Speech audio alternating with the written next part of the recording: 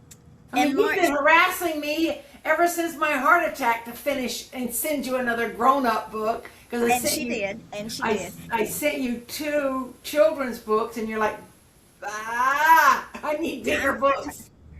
But then when I went to put it up, I'm still in the process of trying to get it up because Adobe, in their infinite stupidity, decided that their tech people didn't have anything to do, so they revamped the Adobe program, and it didn't want to play well with me in the PDF, so I could build the book cover. So I said, give me the old version back and leave me alone. Does not Like it when they allow you to revert back. Yes. A lot of organizations and software, when they make a change, that's it. They change, they update it, and then you're stuck. And that happens on my phone all the time. Well, I could put up one side of the book. I could put up the front cover, but when I went to put up the spine or the back cover, it says, no, we don't want you to do it. Well, I'm not doing a PDF file. I'm doing a book cover, you dummies. So, yeah, I've been fighting with that all day. And let me tell y'all what happened on Saturday, ladies and gentlemen. A whole lot of work to do because I am now building ad copy and ads. Really good stuff, too, folks. All of my authors on a program I have. Well, my computer decided it was tired, so it crashed. I couldn't even get into it. Spent hours trying to figure out how to get into it. So I said, okay, watch this. I came home from where I was. I set up this computer. I set up my other laptop, my iPad, and my phone. And I had to play IT person. Yvonne's like, here, hold my coffee. Hold my coffee and watch this. I had to go into a back door, reinstall Microsoft, and then go in the system in a back door and do a recovery to bring all of my files and all of my apps back up. It would have cost me about $300 to get an IT person to do that. No, thank you. So now we're back up and running. Yes, we are. So today, oh, by the way, we have 113 titles currently on Amazon that are either live or going live in the next week or so. Mary's will be 114. A Journey with Angels will be 114 titles. From 20 authors. From 20 authors. It's a In lot 2 of titles. years. And not even 2 years. A year and 19 months. Well, a year and 12 months. A year we're and 12 months would be 2 years. So it can't be a year and 19 months. Well, because we're not, all right, we came into being in 2024. So a year and a half. Year and a half. Who knows? Anyway, we're not even 2 years old yet. And, you know, every time I write this down, I think I'm going to go put an announcement up. By the time I get an announcement made, Yvonne says, oh, we've just published another book.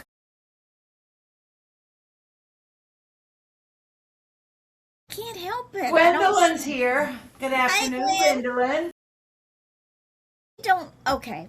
In the traditional publishing world, last week I read what a publicist does for Penguin. And part of her job Not a publisher, but just a publicist. A publicist. A high-priced ad person. Yeah. They sit around and have meetings all day and push books out, and it takes them 2 years to get a book up. We don't do that here. That blew me away. When our authors send us books, they go up. We don't play. And the books are as high a quality as any other publisher creates. And in all formats possible. I mean, I gave you my manuscript yesterday. Today you sent me not only the proof of the covers and said, here, do you approve? We're ready to go, yes or no. She also sent me an instant ad that I can use to start marketing my book. That is so beautiful. It's so pretty. It's just... And it's not even the book cover. It's just an ad. Yeah, it's just an ad. It's like the polar bears in the Coca-Cola commercial. Yeah. And then I sent her the Pepsi commercial. And then I sent her ad copy.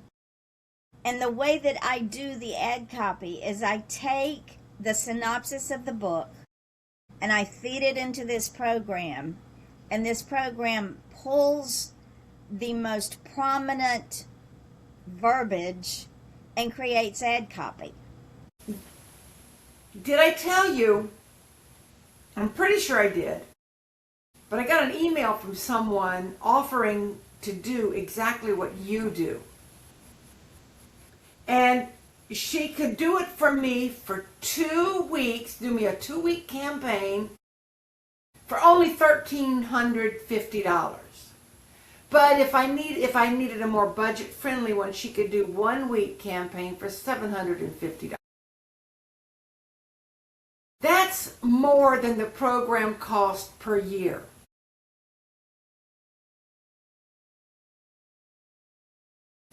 Number one, I can make my own videos because what she wanted, she said, if you'd like to proceed, we can discuss, what options, you can pay with PayPal or Venmo or whatever, and we can discuss other payment options. All I need is your book cover and your manuscript.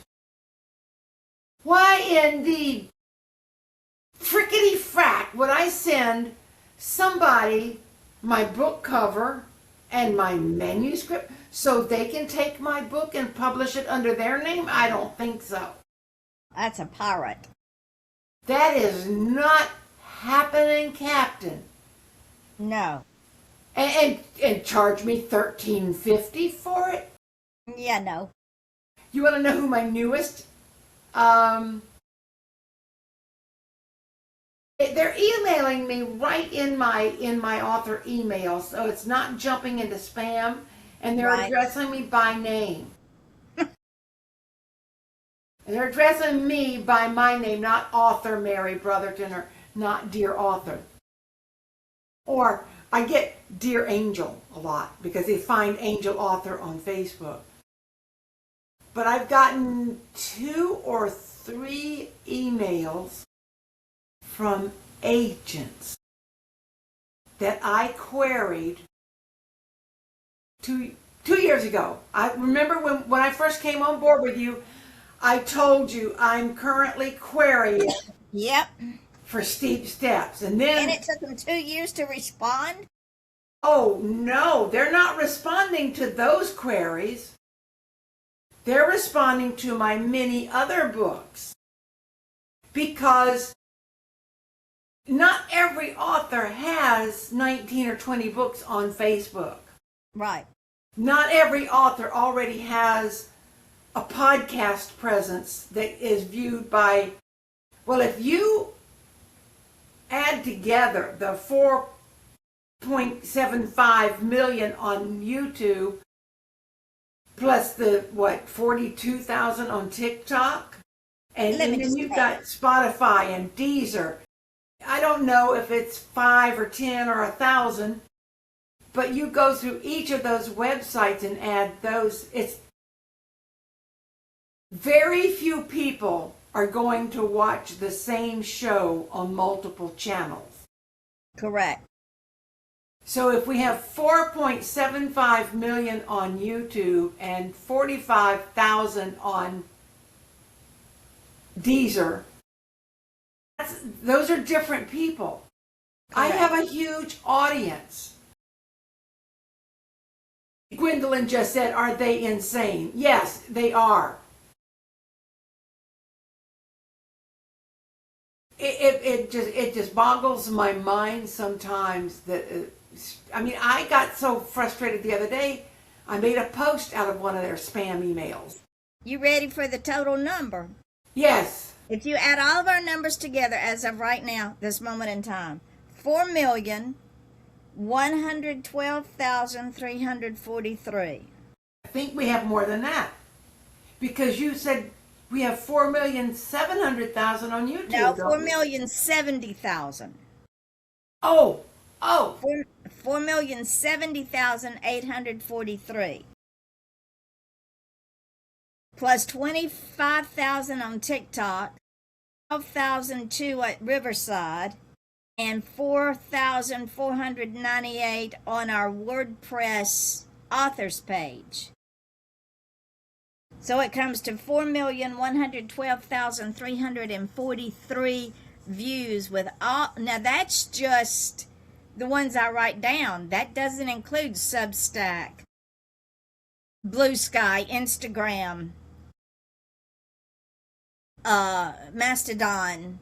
That doesn't include all the outliers. That's just the 4 I keep up with. Well, because these numbers change so quickly Daily. that you need a special person just to do your stats. Yep. And not everybody wants to get paid what we're getting paid. And let me of stats before we get into manuscripts. I went on our YouTube channel because that's our biggest viewing audience. And our strong hook staged to watch is 40% above the typical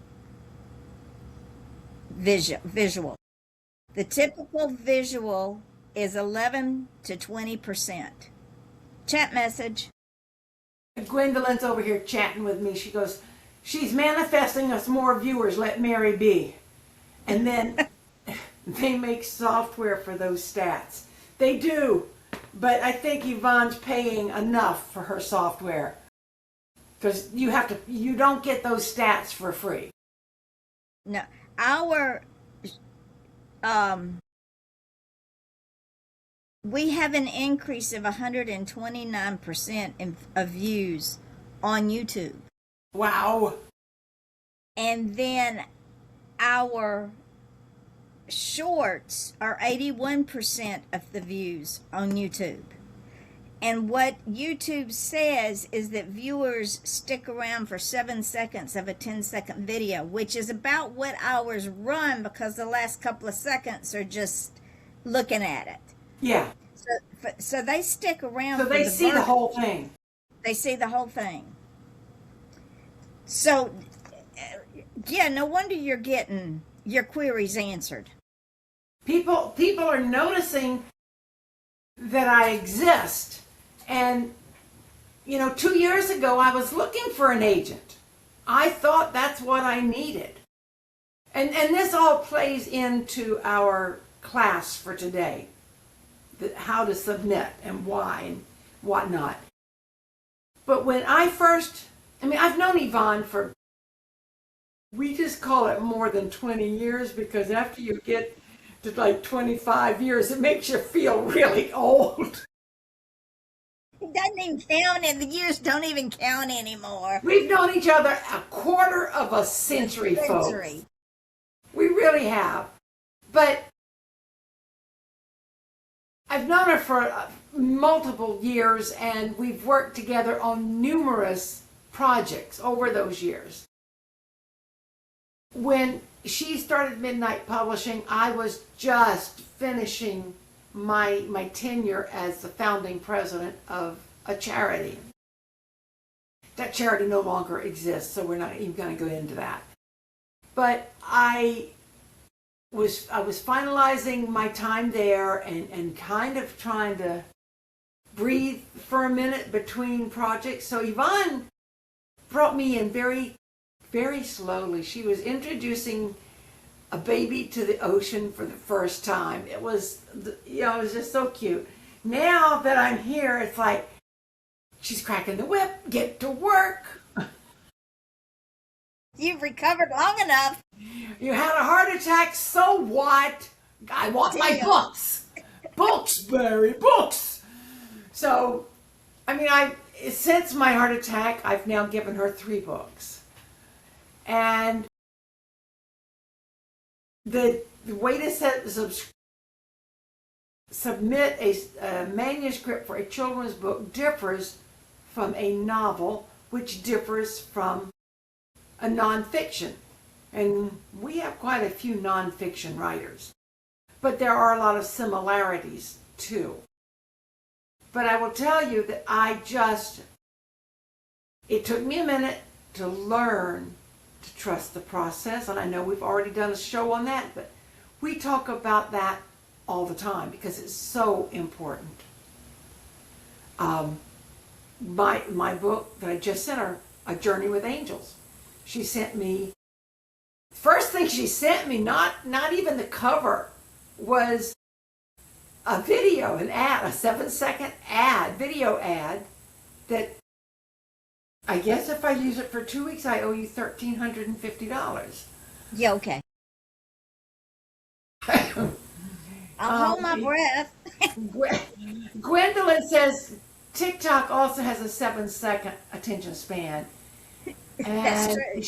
She said, that's okay. I might catch up with you at that pace. Oh, honey, no, I'm getting ready to rock and roll. I'm feeling my oats now.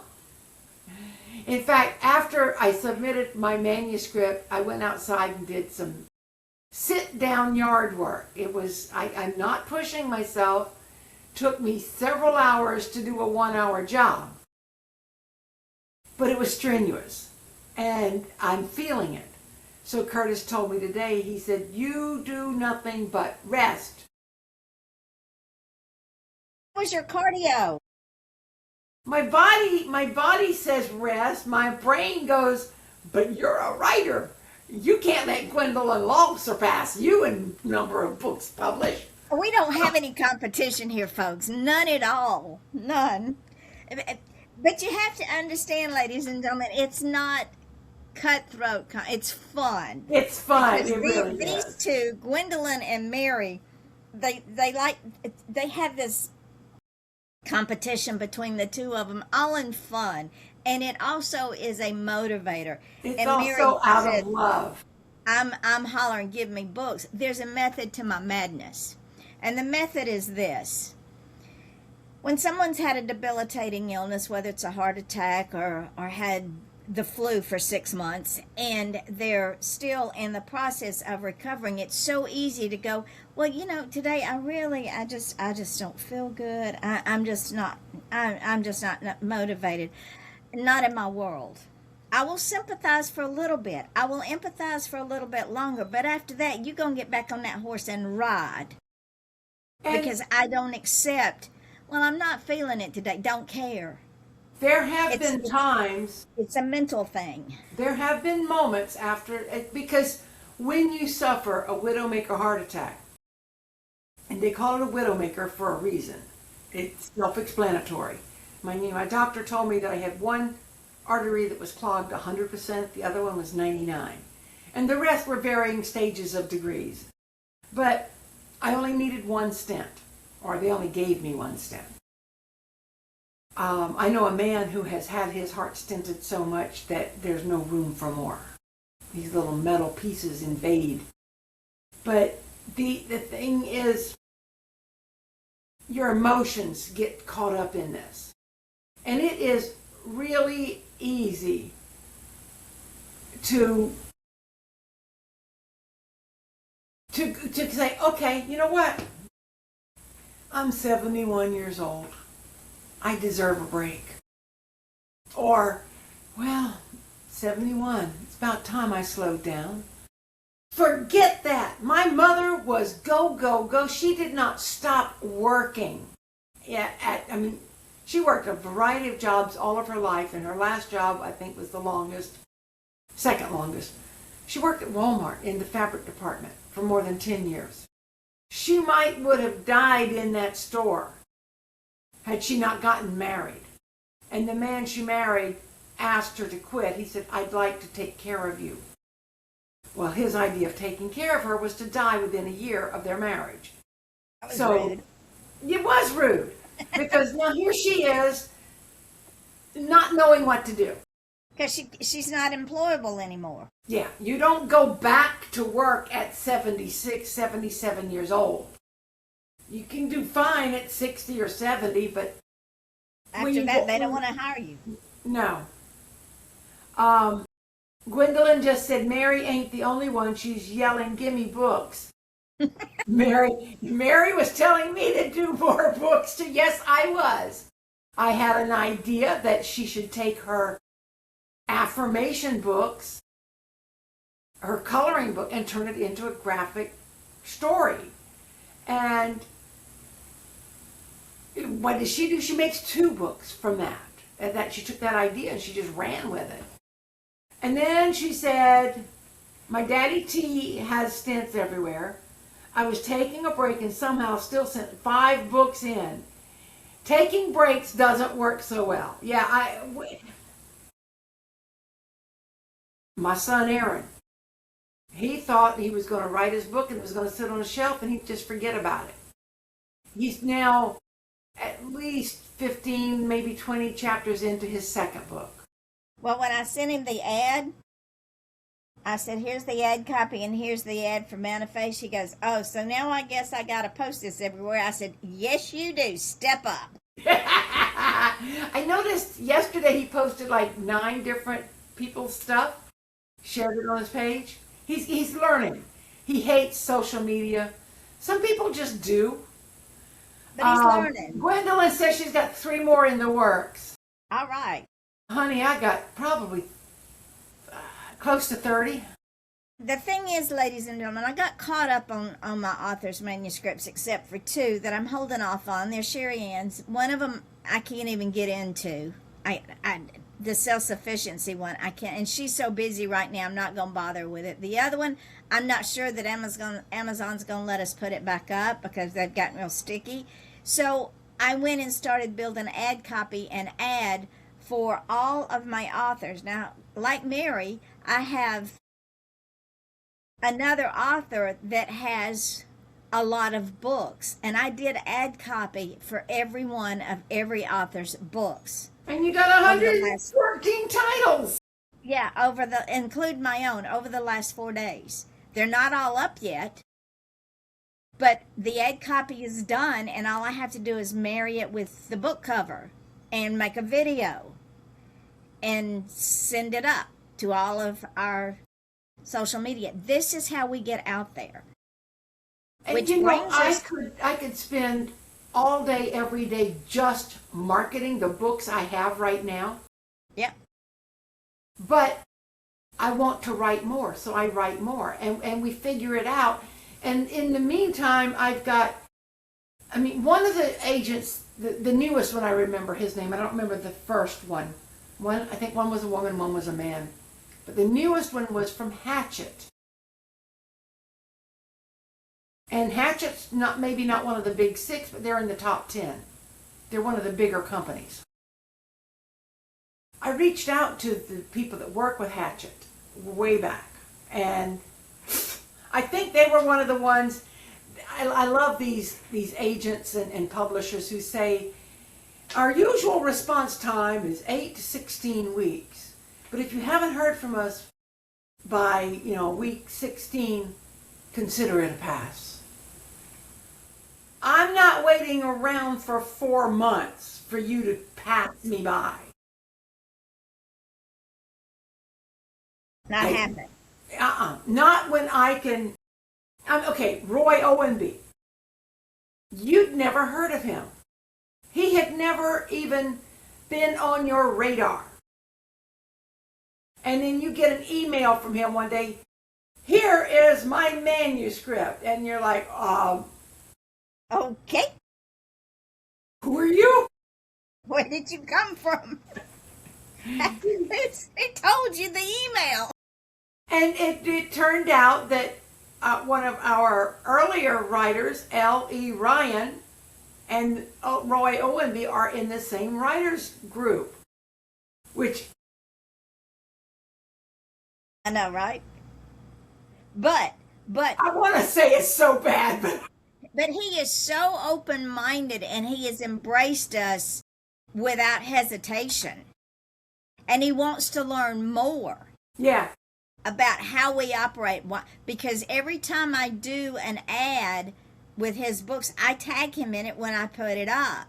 Well, you tag every author that you put up. Yeah, he doesn't have the capability of, with Windows 7, of rerunning that ad everywhere else on his own. So I just tag him in it and say, look, click like and share. Yeah. That's all you have to do. And it gets out there. And this, and ladies and gentlemen, as an author myself, I've got 2 books that are sitting in files right now that I could be working on. When I had that downtime, I could have said, okay, y'all don't matter anymore right now. I'm going to focus on me. That's not the way I work. These authors are very important to me. Their success is very important to me. And that is why we preach trust the process, trust me, trust my ability, trust my expertise, trust my wisdom.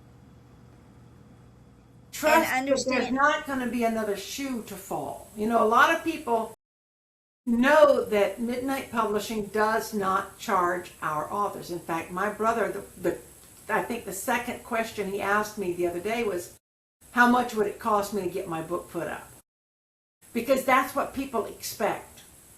Even if you do find an agent, and that agent says, this book is going to go well, I'm going to pitch it to Random House. They pitch your book to Random House. Random House goes, we can't wait to get this author on board. And I know this because of Sherry Ann Richardson. This is her story, and I'm retelling it. So forgive me if I get a few details wrong. But Random House signs a contract, a 17-page contract with Sherry Ann Richardson. And they pay her a 5-figure advance. Now, 5 figures can be, because we didn't ask her how much. It could be $10,000. It could be $90,000. Or somewhere in between. And I think hers was in between, almost to the middle of that.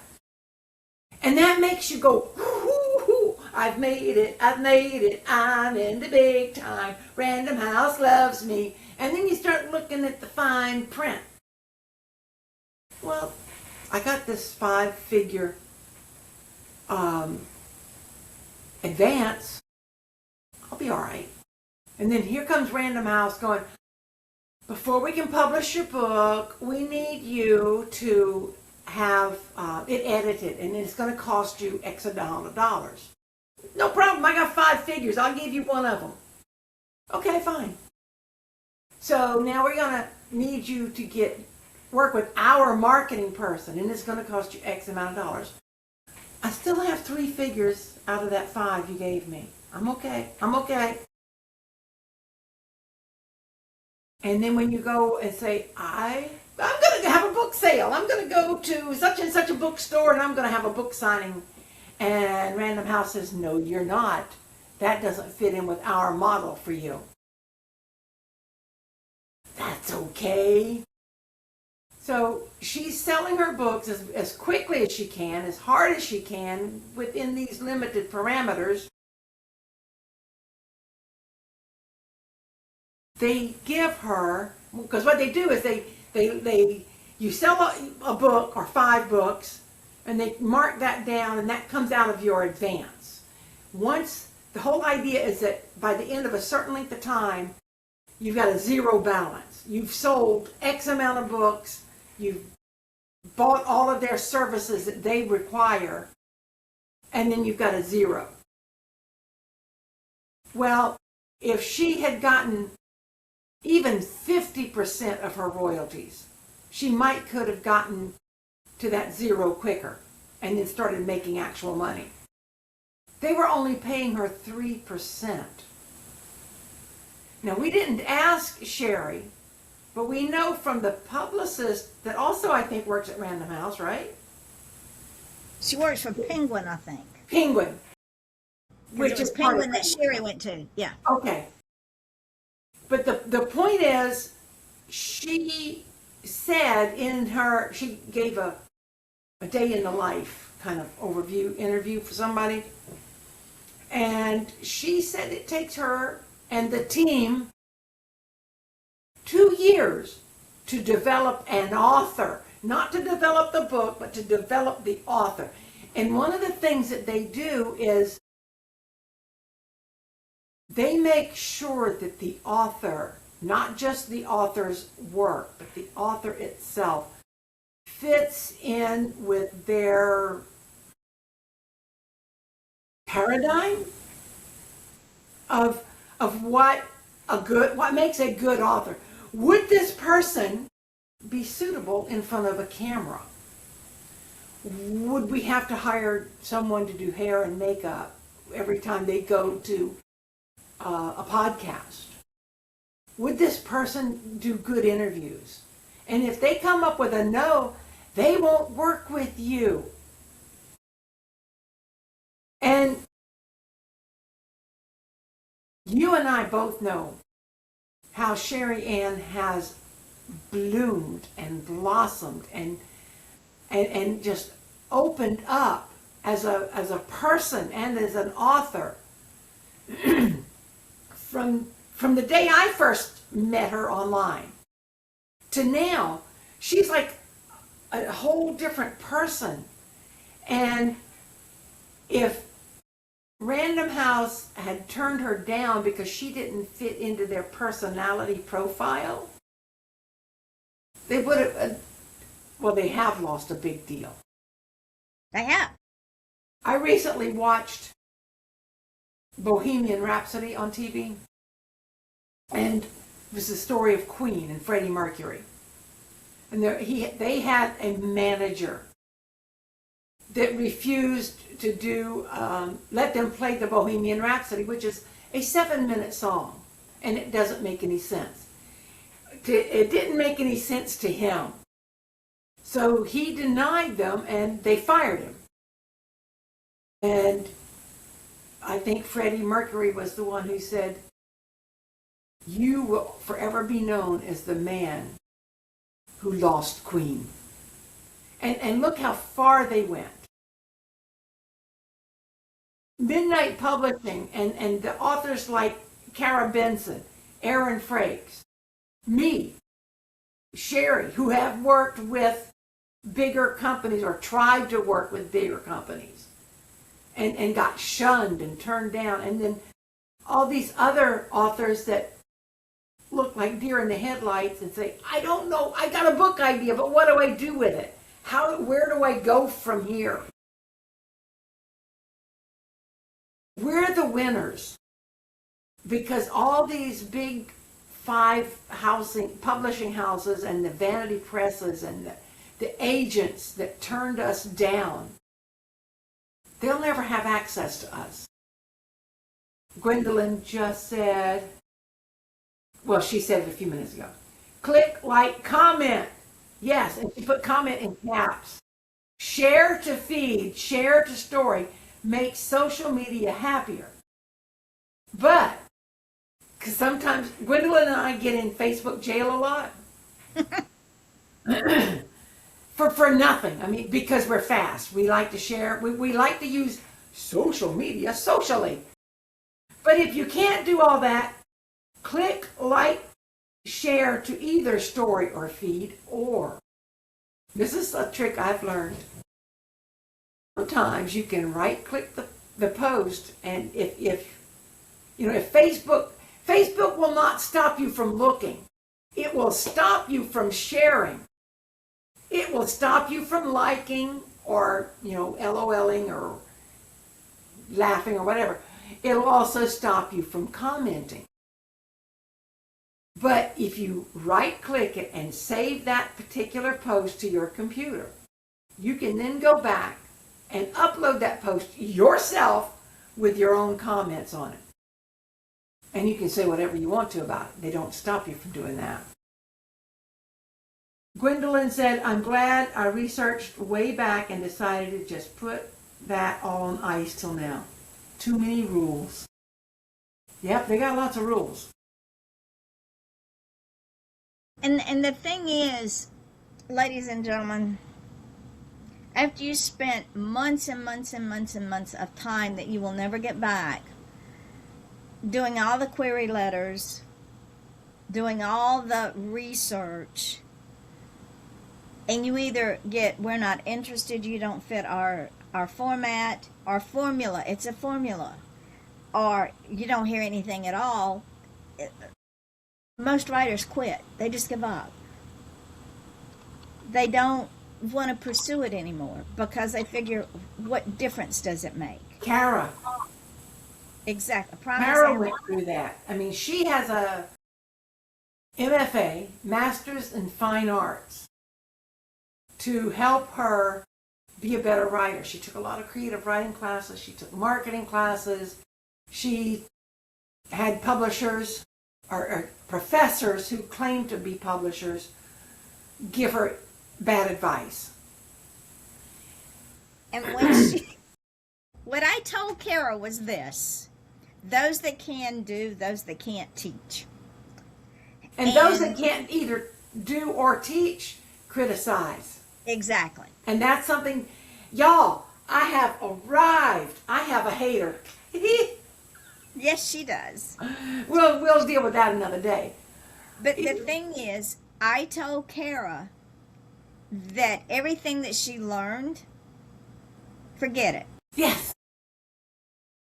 Because when she sent me her manuscript, she sent me an email days long with the demographic, the marketing strategy, all this other garbage. And I said, baby, I've been doing this for a long, long time.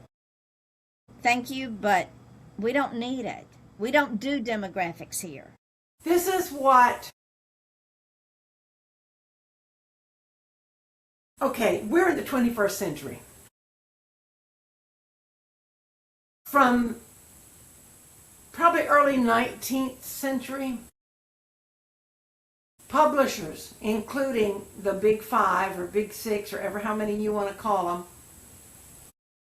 and their agents, they're still doing things like they did in the 19th century. Well, let's say 20th century. 19th century was still all written down by hand. Maybe a few people used the typewriter. Because I think Mark Twain was from the 19th century. Huh? And he was one of the first people to use a typewriter for his books. In the 20th century,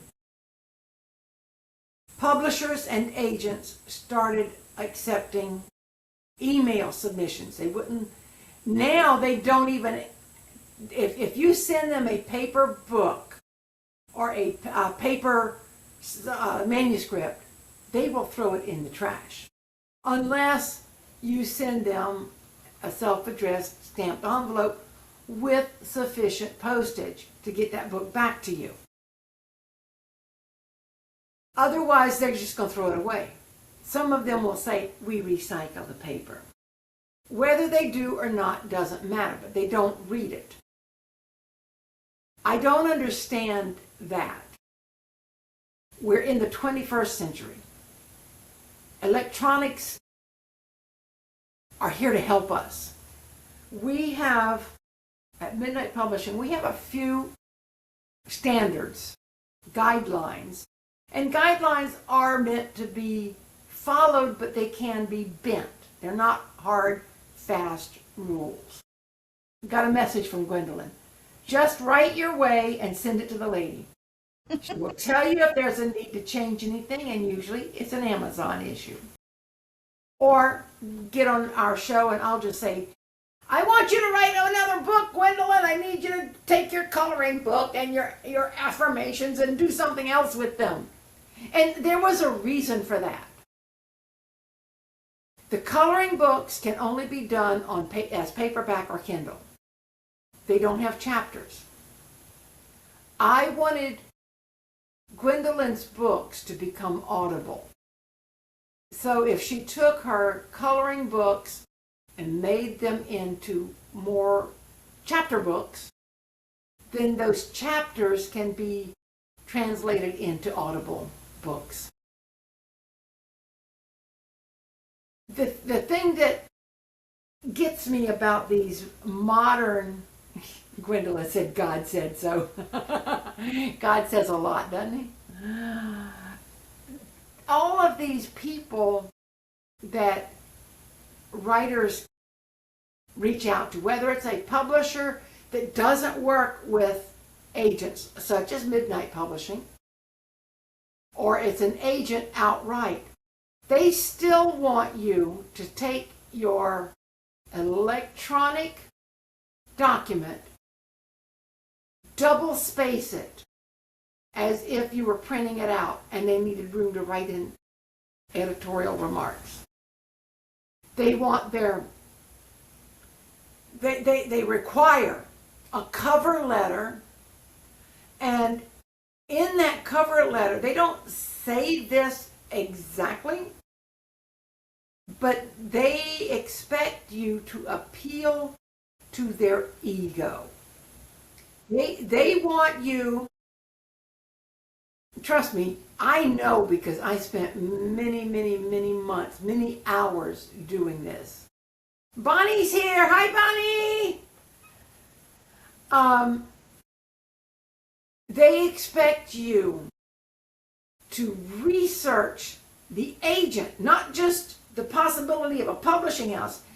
If let's just say, we're going to use a scenario here. Gwendolyn Law is an agent for Midnight Publishing, and she works real closely with Midnight Publishing. So I would have to, if I'm an author and I want to get Gwendolyn to represent me.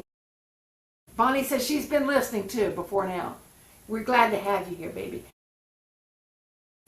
Gwendolyn, if I'm an author and I want Gwendolyn to represent me to Midnight Publishing or Random House, I need to find out everything I can about Gwendolyn Law. I need to go to her LinkedIn page, her Facebook page, her TikTok, her Instagram, whatever. And I need to Google her. I need to find out these little tiny things that either she and I have in common, or I need to know what books she reads so I can see if my book fits in her wheelhouse. And then I have to send her the cover letter, plus I have to appeal to her many checklist items. I think we have, 5 items on our checklist? We need a bio, we need a headshot, we need your finished manuscript, and we need the contract. 4 items. That's it. I have had a checklist of at least 10 items for almost every agent I queried. When we had Kara on the show, she and I got into a conversation about this. Because you have to keep up, you have to know. If I reach out to a publisher, an agent, a publicist as they call themselves, at who works at ABC agency, and then 6 months from now I still haven't been picked up, and I want to reach out to an agent at QYZ agency, I better make sure that the agent from ABC hasn't moved over to QYC. Because if I reach out to the same agent in a different company, because they move around all the time, and the standards change, they want so much. Yvonne, shut my mouth for a minute and tell everybody what we want from an author. What is included in our submission package? What is included in our submission package is a completed manuscript. And when I say completed, I mean from title page to last page. In an email, as an attachment, not each chapter in doc form on Google Docs or iCloud or Dropbox. It has to be in a completed manuscript as an attachment, not in the body of my email. What kind of attachment? It has to be in a doc form. A Word document. A Word document. Because a lot of times if you translate it back over to a PDF file, if it's not in a current doc form, it goes bonkers. Tell me about it. That's what took A Journey with Angels so long. Because Microsoft changes their format all the time, and I stay up with it. I have to. If you are including illustrations for a children's book, to begin with, that children's book has to have enough language in it for me to do a 29-page book front to back. If it's any more than that, then I have to get really creative with graphics. If you include graphics, chat message, tell them to hang on, and they don't fit the book, I'm going to come back with, this isn't going to work. A children's book, I have to go in and take each illustration or each graphic and save it as a JPEG in an 8.5 by 8.5 size. Then I have to drop it into the manuscript. If you don't have illustrations, I will do the graphics. I'm doing them very well. I'm very good at it. If you have an idea for your front cover, send me the idea or a similar graphic. Don't create a book cover. Please don't, because I will not use it. I will just say, no, not happening. Because Kindle. That's why this morning when I sent you that email, I was shocked that you used my cover, because you sent me this beautiful video ad. It was, I mean, it knocked the air out of me. It just was like, poof, that is beautiful. And she had written over it, Journey with Angels by Mary Brotherton. So I thought that she had animated the cover. And then she sent me the back cover and asked me if what she had on there was good. And I loved the image. So I said, so the front cover and the back cover are done. She goes, well, I'm using the cover idea you sent me. I'm like, oh, okay. I wasn't expecting that, because I had created the cover for a different size. But what I did is I sent her the graphic by itself. So if she needed to change it, she could. Well, and the way that you had the title and your name, it'll fit on the paperback perfectly. I don't know about hardback. We may have to manipulate the hardback, but we have the graphic. And I knew you liked that cover. Yeah, and if you have to change the font on the other formats, that's fine. I don't care. That was actually designed for a 7.5 by 10.5. See, and I got it down to a 6 by 9. But when I went looking for covers, there was nothing that really grabbed me. And then I saw the back, what I wanted to use as the back cover, and it blended so well with the colors front were perfect. Well, ladies and gentlemen, the front cover, it shows the person walking down a road with an angel behind them. That's the front cover that we're going to use. The back cover shows the person walking toward the reader with her head turned, like she's making sure her guardian angel's still behind her. Which tells, the cover itself starts the story. The front and back cover start the story. And those two just blended so well, there was no reason to change it. Chat message. Gwendolyn said earlier, coloring books are crazy. I can imagine. And then, I don't know, I got tracked, I got lost, but she says, she is Bubba like the graphic book, by the way. I'm talking about how good you are with your graphics. Yeah. That's what that was. I figured it out. And then Gwendolyn said she loved the cover because I sent her a copy of this book a while back. I like so, whenever I send bookmarks to Brandy and Gwendolyn, I like to send them a surprise.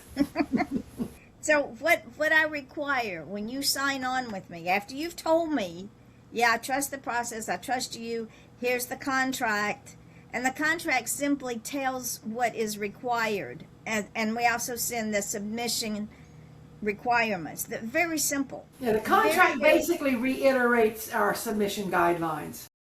and the only time we charge is if you send me your manuscript, you tell me it's completed, I do what I need to do, put the copyright page on, get it formatted, check for any errors, work up the cover, send it back to you. You sign off on it, say, yeah, it's a go. Go ahead and put it up. And then Aunt Susie says, well, I'm really not fond of this cover. Why did you go with this cover?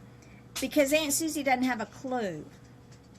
Or as we know, one author who had a very close friend who's got a little envy going on, and he said, well, you should have hired an actual artist to do that. And when I found out, I said, she is an actual artist. Don't give me this. And the same friend didn't want him to do Audible book, and he's been selling Audible books left and right. So when I tell you that we don't charge unless I get that book up. I've spent hours between formatting the book, designing the cover, doing whatever graphics need to be done, whether it's for a little graphic novel or a children's book. You sign off on it, we put it up, and you come back and say, take it down. I'll put it back up when I do this. Well, okay, I'm going to take it down. It's going to the bottom of my pile. And now that I'm back in business, your pile's going to get bigger. And then you send me the revisions before I put it back up. I'm sending you a bill for $50. Because I'm going to tell you what, ladies and gentlemen, when I work on a children's book and I create the graphics, and Mary will tell you, because I do this with every children's book I do, I take that children's book and I go line by line by line, go look for graphics to fit that particular sentence, and I will download anywhere from 5 to 10 graphics for one sentence. Now we're talking about a 29-page book. What is the minimum number of lines that we need to create a children's book? How many pages? Whatever. It has to be 29 pages. 29 pages, so you're going to need at least 28 lines of text. Minimum. At least. Because that's a line per page. Yeah. And I mean, it's okay. I do this. I stretch my book I use a title page. Depending on if it's a children's book, no. But if it's a book for adults, I do a title page and what they call a half title page. Then I've got the copyright page. I don't dedicate my children's books anymore. I did my very first one because it was designed for somebody in particular. But all my adult books have an acknowledgement or dedication page. If it's a fiction, I try to get a foreword. So, and depending on who writes the foreword, it can be anywhere from 1 to 3 pages.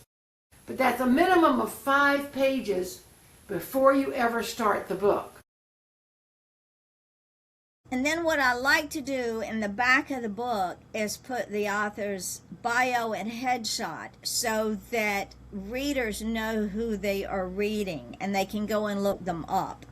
Same thing in children's books. I like to put the author's bio and headshot. But when I am doing a children's book, it can take me a minimum of 8 hours to do one book. And if I know Yvonne, and like I said at the beginning of the show, I've known her almost a quarter of a century, she very seldom gets up from her computer during that 8-hour span. Might go to the bathroom occasionally. She probably has a thermos of coffee and a stash of snacks to eat so that she doesn't have to get up. Because that's the thing about an artist.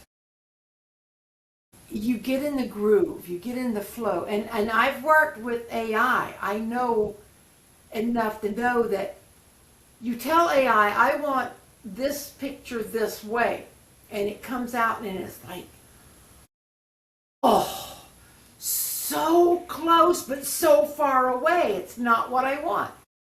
And if you get up to go do a load of laundry or go check the mail or whatever, you come back and you're like, where was I? What was I working on? Especially me.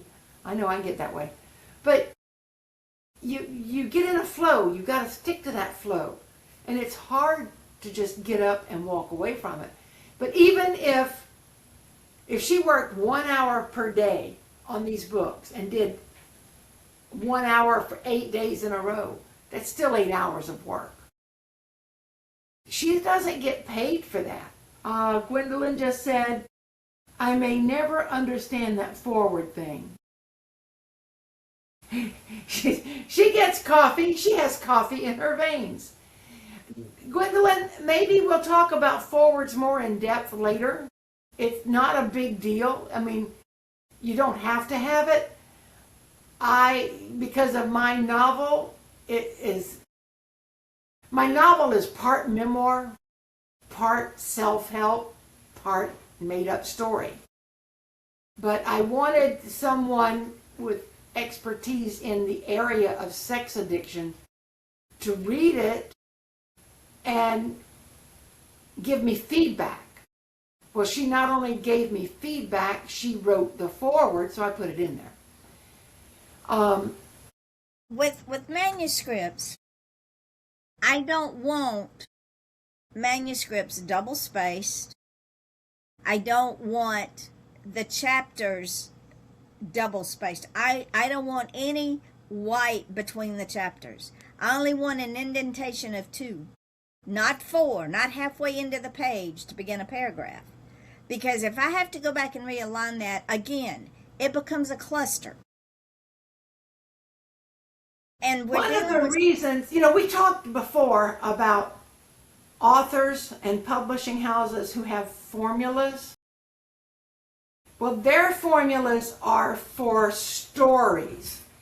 Boy meets girl, girl cheats on boy, boy still loves her, and they get back together and everything's happy. Or we got a cop and a bounty hunter and a shooter and a duct tape tarp and a shovel. Whatever we have, they want it to always be the same because a writer can just change the names and the locations and it's not a big deal. As close as you'll ever get to a formula at Midnight Publishing is in the way Yvonne needs the books formatted, the manuscript. We didn't talk about this, but we probably need to actually just go over our guidelines because I can pull them up in a heartbeat. Things like we need at least 29 pages for children's book. For any book, right? It doesn't have to, not just children's. Pages. I mean, we could write a... Yeah. 29 so pages. We have to have a minimum of 29 pages just to print a paperback. Because Amazon will kick it back and say, what are you thinking? Now, if it goes to hardback, it has to be a minimum of 79 pages. If it goes on Audible, this is why our children's books don't go up on Audible, because number one, they don't have chapters. And number two, they are so small that it's not worth the time to put them on. My prayer is that at some point Amazon will figure out a way for us to do Audible for children's books, so a parent can buy a child the book and the child can listen to it being read to him, and he or she can learn to read the book, because mom and dads are busy. So rather than give them an iPad or a phone to play with or popping a movie in, give them a book and let them listen to it. And there's a lot of children who have disabilities who cannot hold a book. They can't hold a Kindle, but they can hear a book. So my prayer is that Amazon will find a way for us to do children's audible books, and I'm talking about children's books that are like if I could be a butterfly, if I could be a giant, if I could be a mermaid. Chat message. We have two. Bonnie said, so don't leave a space between paragraphs. Just indent No. 2 spaces, question mark. Yep. That is correct. Yes. And we can send you all updated copies of our submissions, guidelines, if you, actually we call them requirements for book submissions. Yeah, we quit calling them guidelines or requirements now. Because there are certain things that we can't do otherwise. Gwendolyn said, I'm working on that one, boss, the spacing. I set my program for single space. So, and then she wrote 29 pages to print, correct. 79 for hardback, correct. 72 for color books, correct. Correct. Kindle and Audible need chapters, also correct. And see, with Gwendolyn's first affirmation graphic novel called God Loves Me Always, she sent me what she thought was just a rough draft, and it sat in my inbox for a while. And I finally decided enough of this business. So I created a graphic novel out of that book and put it in chapters. And I sent it to her, and she went, I wasn't finished. I said, yeah, you are. You are. Move on to the next one. Because I created the graphics for each little affirmation, put them in chapters, and there was enough creativity on my part that I do believe I got enough to do it in hardback. I might not have, but it's on Audible. It's on Kindle. Well, if you don't, you can always combine her first 2 books. Yeah, no. And well, now you can add at the back of the book extra pages with her list of previously published books. That's what I did. Yeah. So I have the ability, and I have the way to get really creative.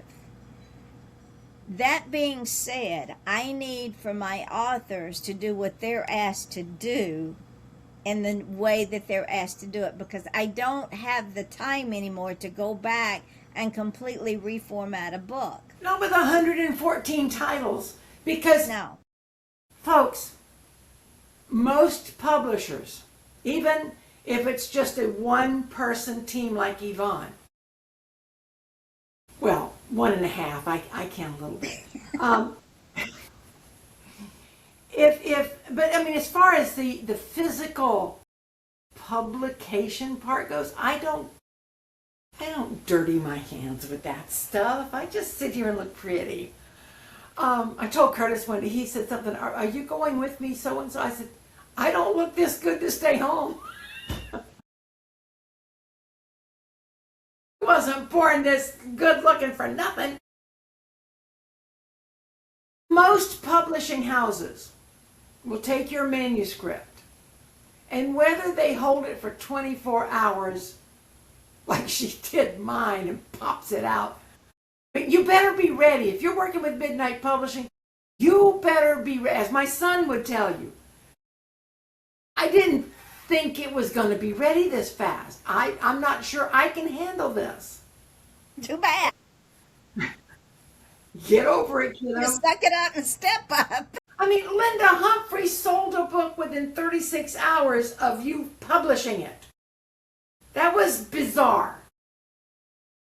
Kara Benson's book has been selling like hotcakes at IHOP. But if you're not ready to see where your book is going to go, don't send it to Midnight Publishing. We don't sit on it for 2 years like they do at Penguin. I think sometimes the bigger houses, and it's because I've worked in corporate America, I understand how corporations work. Gwendolyn just said she holds nothing for 24 hours unless someone else sent something also, or sent it first. You might be on the list. You might be numbered 5 on the list. Well, then give her 5 days. But corporations have to have meetings. How many meetings did that woman say she went to in a day? 4 or 5. Plus lunch in Central Park. Yeah. So she could people watch. If the weather's good. So they don't. They have to sit on their books for a while. Because they have to make sure that every little piece of their machinery is lined up. That's not the way it is at Midnight Publishing. You want your book published or not? You want to stand out or not? You want to sell books in 120 plus countries or not? You decide. There are other options out there. And there are authors that have come to us, said they're going to follow the process and trust the process, and then go, we're considering our options. Fine. So they went bye-bye. Yeah. I sent them bye-bye because, all right, we are not second best. We're nobody's We are second not. choice. We're nobody's second best, and we're nobody's settle. In other words, well, I couldn't get Joe Blow down the street to publish my book, so I'm going to settle for you. No. If that word comes up in any email, any conversation, well, I'm settling for Midnight Publishing, I'm going to say, well, we're not settling for you because your heart's not in it. Not only that, if they can say that without using the word settle. Yeah. There are, and that recently happened. Yes. And Yvonne very professionally responded, we may not be a good fit for you. She didn't say go away, buzz off, which is exactly what I would have said. Or I would have just ghosted this writer. But Yvonne was very professional, and she explained why things are the way they are. And she said, we may not be a good fit for you. Well, that author came back crawling and apologizing and wants to go forward because she's had time to realize that we're the best game in town. And we care. Exactly. I mean, what I was trying to get to, I do go off on tangents and I cannot help it. Another publisher would say, hey, I have 20 authors. I just published 114 titles in the last year and a half, since June, was it June or July of 2024? The week of June 3rd of 2024, because I was in Daytona. June of 2024. She's published 114 titles. Good many other publishers would go, okay, send 115, I'm done. Yvonne doesn't believe in being done. She doesn't believe in good enough is good enough, except for her people. I mean, Y'all are everything.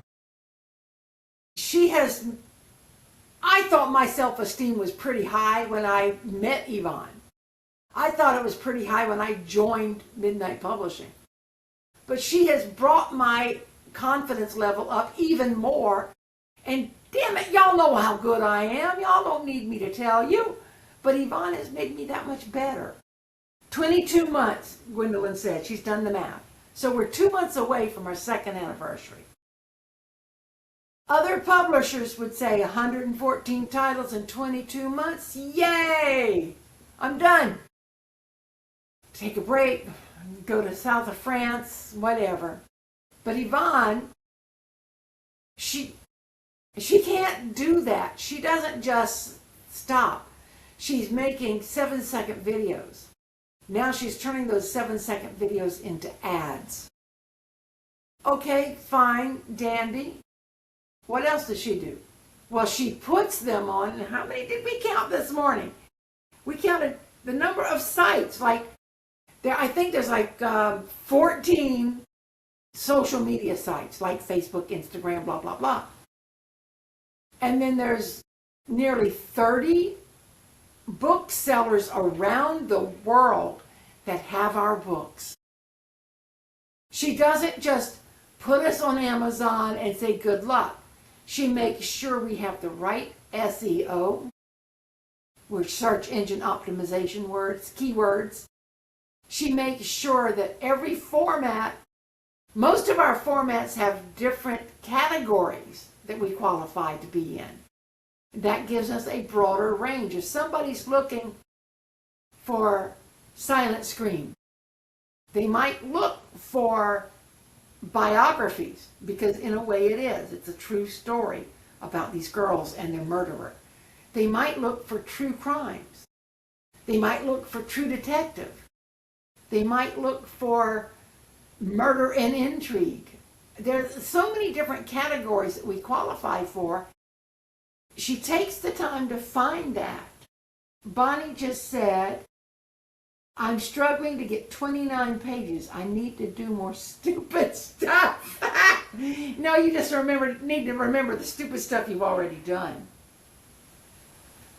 And Gwendolyn just said, woohoo, that's not as scary anymore. Those numbers and things. Yeah. We have the ability to do what we do. Or it feels strange for me to say we, because I know who the brains behind this is. And I know who the physical laborer is. But Yvonne does what she does because it's a way to serve God through serving her fellow humans. Bonnie just said, you are so right. We do what we do, and I try to keep up with her the best I can, because it's important for us to do it at no cost. My brother, I told my brother something about how you and I serve God by serving the indie author. He goes, what's an indie author? That's what he is. I know, I told him, I said, that's what you and I are, because we're not working with Penguin and Random House and Hatchet and whatnot. But, yeah.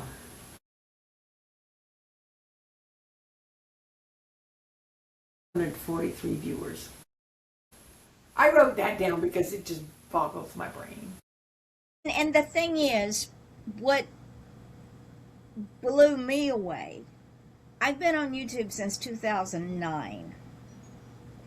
And what blew me away is when Mary said, Curtis turned on YouTube and we're right on the front.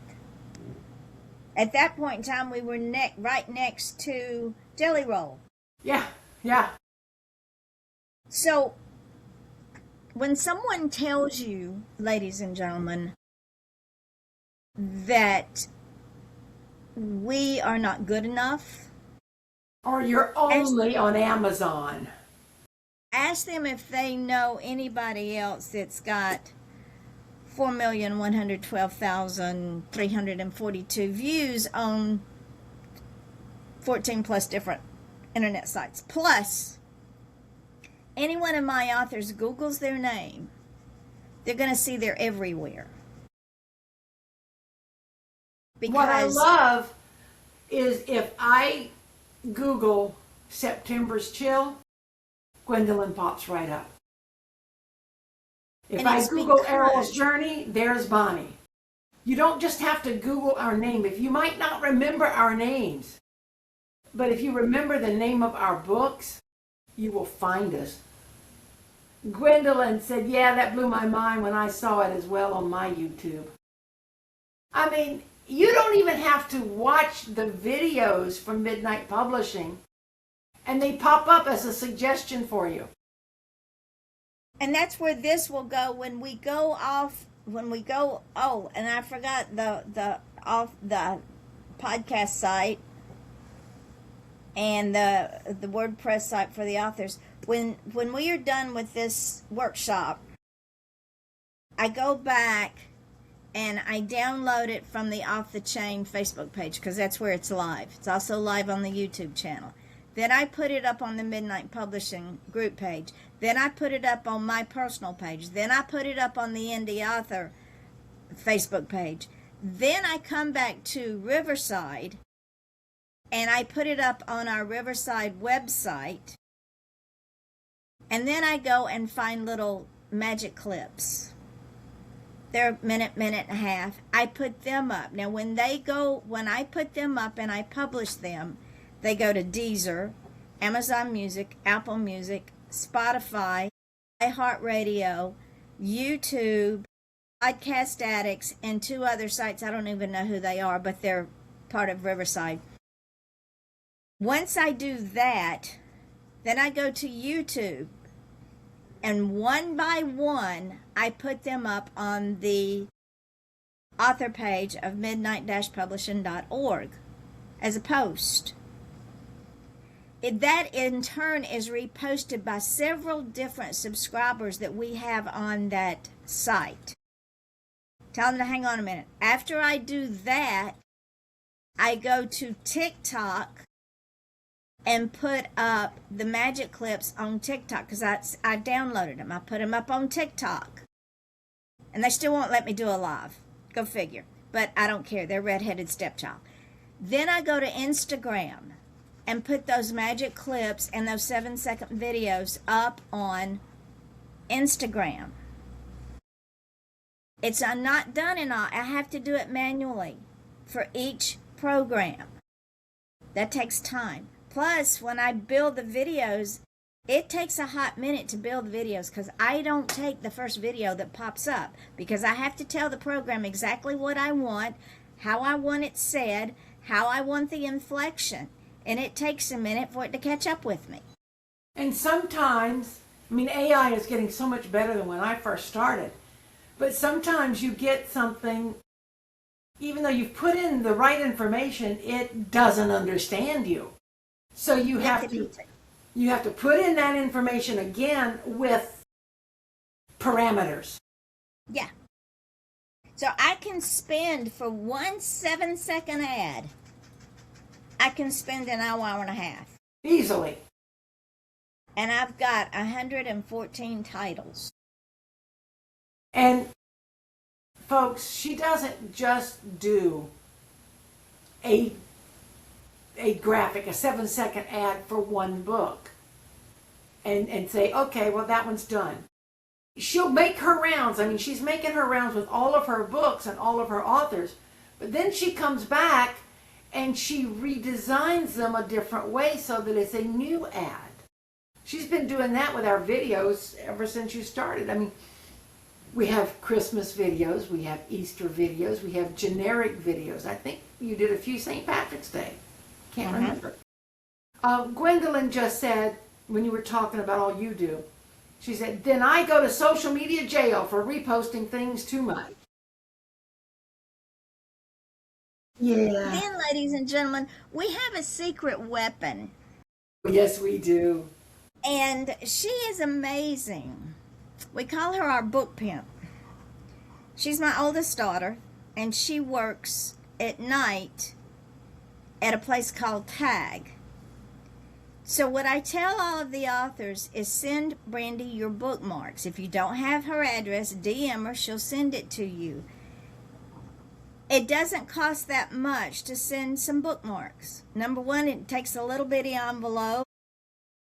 Drop a stamp on it, send it to her, maybe 2 stamps. She will hand out those bookmarks. Plus, they have a library in the break room. Mary sent a load of books. Carol Bellavant sent a load of books. And Brandy put them in the library. And she told everybody, there's books in the library, free fill to take and read and bring back. Feel free to keep. All of the children's books were gone in that first night.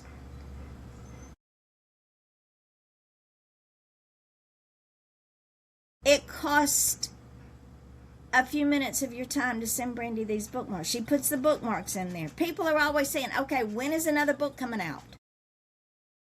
Last night she sold A Silent Scream at work. Let me turn this on.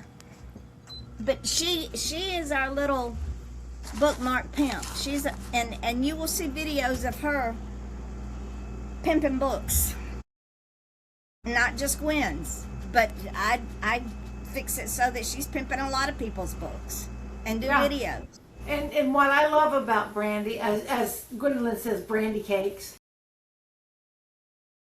she isn't content. I mean, she and Gwendolyn have gone back many years. They're friends. But I've got friends. I've got lots of friends. But none of my friends have set up, not one, but 2 book author events for me. Brandy did that for Gwendolyn. And I mean, Yvonne will say, hey, there's an event coming up. Well, someone said, do you think we should go?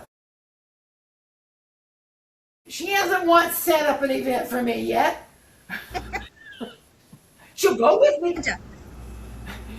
But, you know, yeah, I know.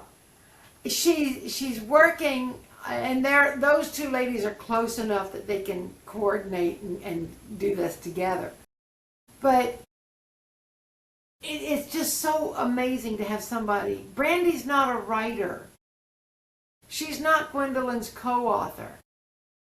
But she believes in Midnight Publishing and all of the authors. She doesn't just do this for her mother and for her friend. She does it for all of us. Everyone. And she'll send me pictures of people in the library reading my books. I think she takes them on the sly. She doesn't want them to know about it because they're not really, it's like, whoop. But I'm sure they wouldn't mind. But see, ladies and gentlemen, but this is why it is important that when you send me your manuscript, that it fits the requirements. Because we want to get it out as quick as possible so that you can start reaping the rewards of your... In the publishing world, the world of publishing, not my little world, but in the world of publishing, publishing houses put books out twice a year. They put them out in the spring, and they put them out in the fall or early winter. And the reason for that is they want to get those people that are getting ready to go on vacation, that are getting ready to maybe change jobs, that need something new to read. They want to get that demographic of people. They put them out again towards the end of the year for the holiday season. We put books out all year long. I am not going to hamstring our authors and say, I'm sorry, but your book's not going out until the end of the year. No, because we count success as one book sold at a time. How many books did we sell in the first quarter of 2026?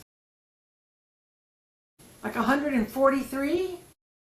In the first quarter, more than that. Wait a minute, and I'll tell you. I think that might have been March alone. That was 1 month. Hold on. People don't buy anything retail during the first quarter. They do not.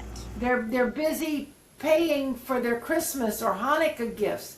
They're busy preparing their taxes. They don't have time to go shopping. In March alone, we sold 136 books. Wow.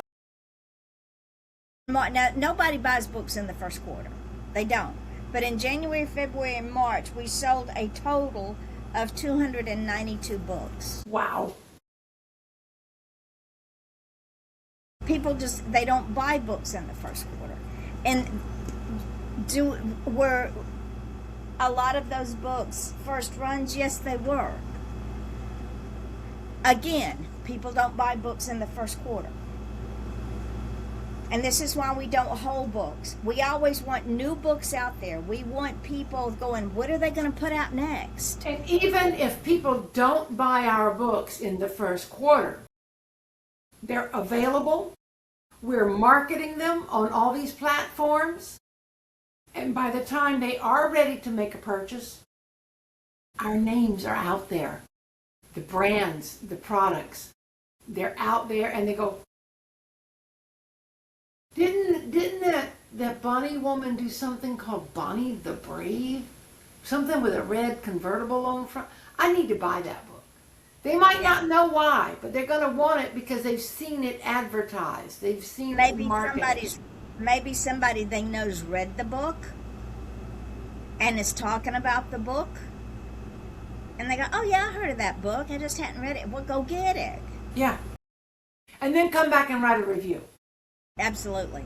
That is so important. Now, on the review side, if we know that not every book is for everybody, but there's a book for everyone. Absolutely.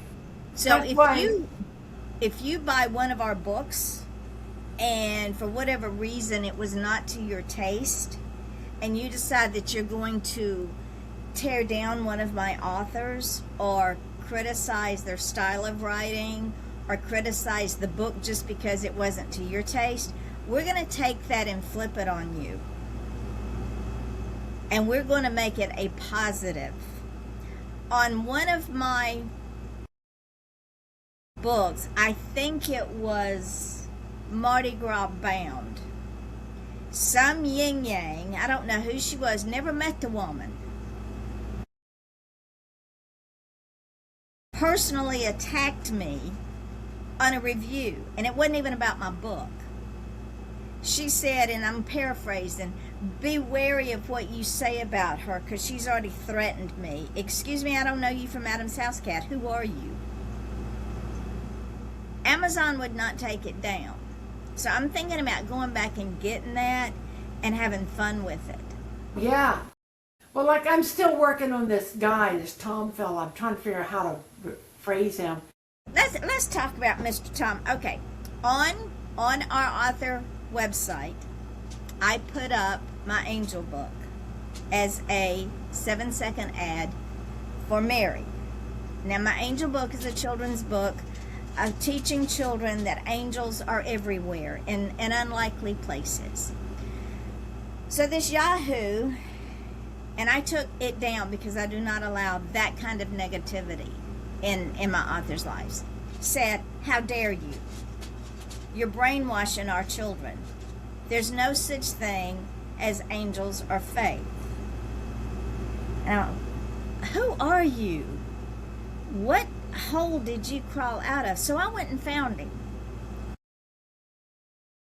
He also said we should be ashamed. Oh yeah, we should be ashamed of ourselves. The only thing I'm ashamed of is I allowed that post to even get up there. So I went and found him. And he says he's an atheist. He's not even an atheist. He's an agnostic. He's something. Maybe in his own mind. But anyway. He says there's no such thing as faith. I beg to differ. Well, you know, you can say there's no such thing as God all you want. That's your choice. You can believe or not believe. But how can you tell anybody that faith doesn't exist? If I believe it and I don't need proof for it, that is faith. Okay, so the prime example, and I'm going to quote scripture here, and those of y'all that are offended, get over yourself. In Hebrews it says, Hebrews 1 and 2, faith is the substance of things hoped for, the evidence of things not seen. Let's put that in a practical example. We do not see the wind. We do not see the wind. We see the effects of the wind. But we have faith that that is wind that is blowing the leaves, or that is wind that is turning that tornado, or that is wind that is getting that hurricane wound up to a Cat 5. We see the effects of wind. We have faith that when we get in a vehicle and go to crank it, that it's going to start right up. There's no evidence that it will, but we have the substance that we think it will. You hope it will. Bet this man uses GPS. I'm sure he does. He has faith that That is it's going to work. going to get him where he wants to go. Yeah, I mean, there are times. I mean, if you open up a GPS, it'll tell you we can make mistakes. Make sure you know where you're going first. This is just a guide. Prime example, a friend of mine was going to visit some friends up in West Virginia. She had her GPS on. It was dark, it was late at night, and GPS kept taking us down this road. She had faith that she was going in the right direction. Well, where she wound up was in a pond with water up to her steering wheel in a brand new car. She didn't see the road run out. It was dark. Hmm. You couldn't see the road. It was in the middle of nowhere. I've heard of that happening to people. So, for this gentleman to tell us to be ashamed that we would have faith and even put up Mary's book, shame on him. Because if he has no faith in anything, then why is he living? He has faith he's going to wake up in the morning. There's no evidence that he will. So he has to have faith that the food he eats will nourish his body and not kill him. Yeah. So we don't deal in negativity. If we get ugly comments or ugly reviews, I've gotten a couple on Murder in the Village, and I had so much fun with it. We turn it on their head, because those people that do that are jealous because they can't or won't live their dream. 5% of the people that say I want to write a book actually do. The people that can write a book do write their books. The people that can't or won't, they either try to teach us how to do it, or they complain and try to shame us because they're not willing to follow their dreams. And it's not just in being an author, it's in any dream that someone has. Yeah. When someone says, I can't do that, my next question is can't or won't. That is what persuaded my diehard, I will not use AI Audible for my book. I cannot. My And son, he was adamant he cannot use AI Audible. And Yvonne said, you cannot or you will not? He said, I can't. I just can't. So we dropped it. We just let it go. Within 12 hours, he was emailing both of us. I've decided to let it go. I want to go ahead and do this. Those two words have two different meanings. Can't means you do not have the ability to do it. Won't means you have the ability, you're just not going to do it. You just choose to do otherwise. So when someone says, well, I can't, bet your bottom dollar they can, they're just not going to do it. They can give you 50 million excuses. I'm too busy, I have children, I work, I do this, I do that. The bottom line is, anything that you do in life, whether it's a hobby, whether it's a profession, whether it's a job in corporate America, it takes discipline, it takes commitment. I got told that being an author was a nice hobby. I looked at him like, excuse me? Yeah, okay. You sit down and write a book, honey, and go through the pain, agony, rejection, and refusals that I did for many years to get published. Especially when you write a book like Silent Scream. Oh, Lord. That requires so much intensive research, and you have to go you have to almost get out of yourself. You have to look at it objectively. And you have to go places in your psychic you really don't want to go. I got a message from Gwendolyn regarding Aaron doing his Audible book. She said, "Thank you, Lord, he has. My child is still reading, listening to it." And her child can't read a book. And he lives for Audible. So I make sure that every one of Gwendolyn's books get on Audible. That's why somehow I'm going to make sure those books get on That's Audible. why we said take your affirmation coloring book and turn it into a graphic novel. But back to Silent Scream. Silent Scream took me places that my late husband, when he went back and looked at the one box of evidence with me, he could not go back and look at the second box because it took him back to that day, and it struck a chord. It was PTSD all over again. And he was in law enforcement.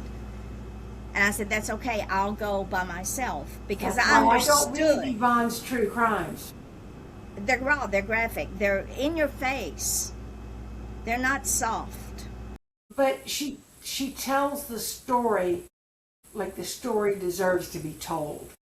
She writes her true crimes not to glorify the serial killers, but to bring justice and closure to the families of the victims. Because they deserve it. The families of these victims live with that every single day of their lives. And it's not fair to make excuses for the perpetrator who knew exactly what they were doing, why they were doing it, and would do it again. Yeah. So don't come at me sideways and tell me that book is poorly written. You didn't read it with an open mind.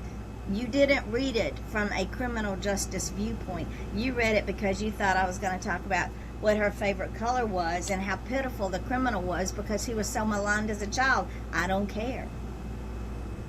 You know, people have choices, even psychopaths.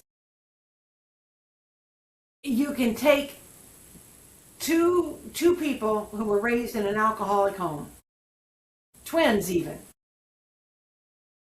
and one of them will go on to become an alcoholic just like his parents and say, well, I had no choice. My parents were alcoholics. This is the poor pitiful me. And the twin to this will say, oh, I had no choice but to stay sober. I saw what it did to my family. There's no way I would drink, ever. But it's a perspective thing. And there's always choices. You always have choices. And yes, I know, because I wrote a book about sexual compulsion and addiction. I get it. There are times that we feel driven. I mean, good Lord. Curtis has ice cream every night. I have a choice. Do I eat ice cream with him? Or do I stay on the clean food habit, you know? Every now and then I give in, I eat ice cream. But mostly I let him get fat. I don't worry about it. But we have these choices in life. And yeah, maybe a serial killer is compelled to kill. But serial killers also have free will. They can choose not to do it. But they choose to give in to it because that's easier. That's why I write, because it's easier than doing housework. And again, it comes back to Midnight Publishing. We and I'm going to go say one more thing on Silent Scream. Investigation Discovery thought Silent Scream was good enough for me to be on several of their different shows, 7 or 8 times, twice in Europe. So once in France, once in New Zealand. So don't come at me sideways. Tell me what you have done. But back to discipline.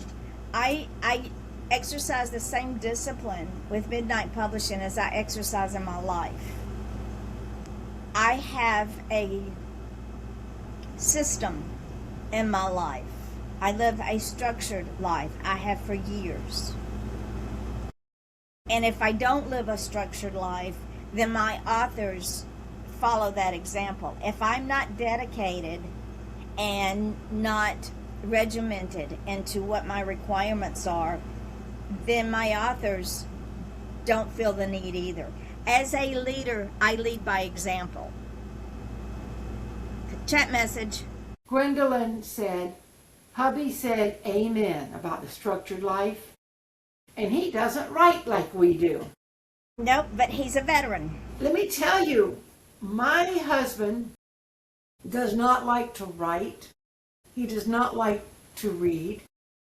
He likes to work on cars. He likes to program software. But he is my biggest advocate, my biggest supporter. And my first husband was like whoever told you that writing was a nice hobby. His thought was, if you have time to write, then you have time to do more of what I want you to do, whatever that happened to be at that moment. My home was never clean enough for him.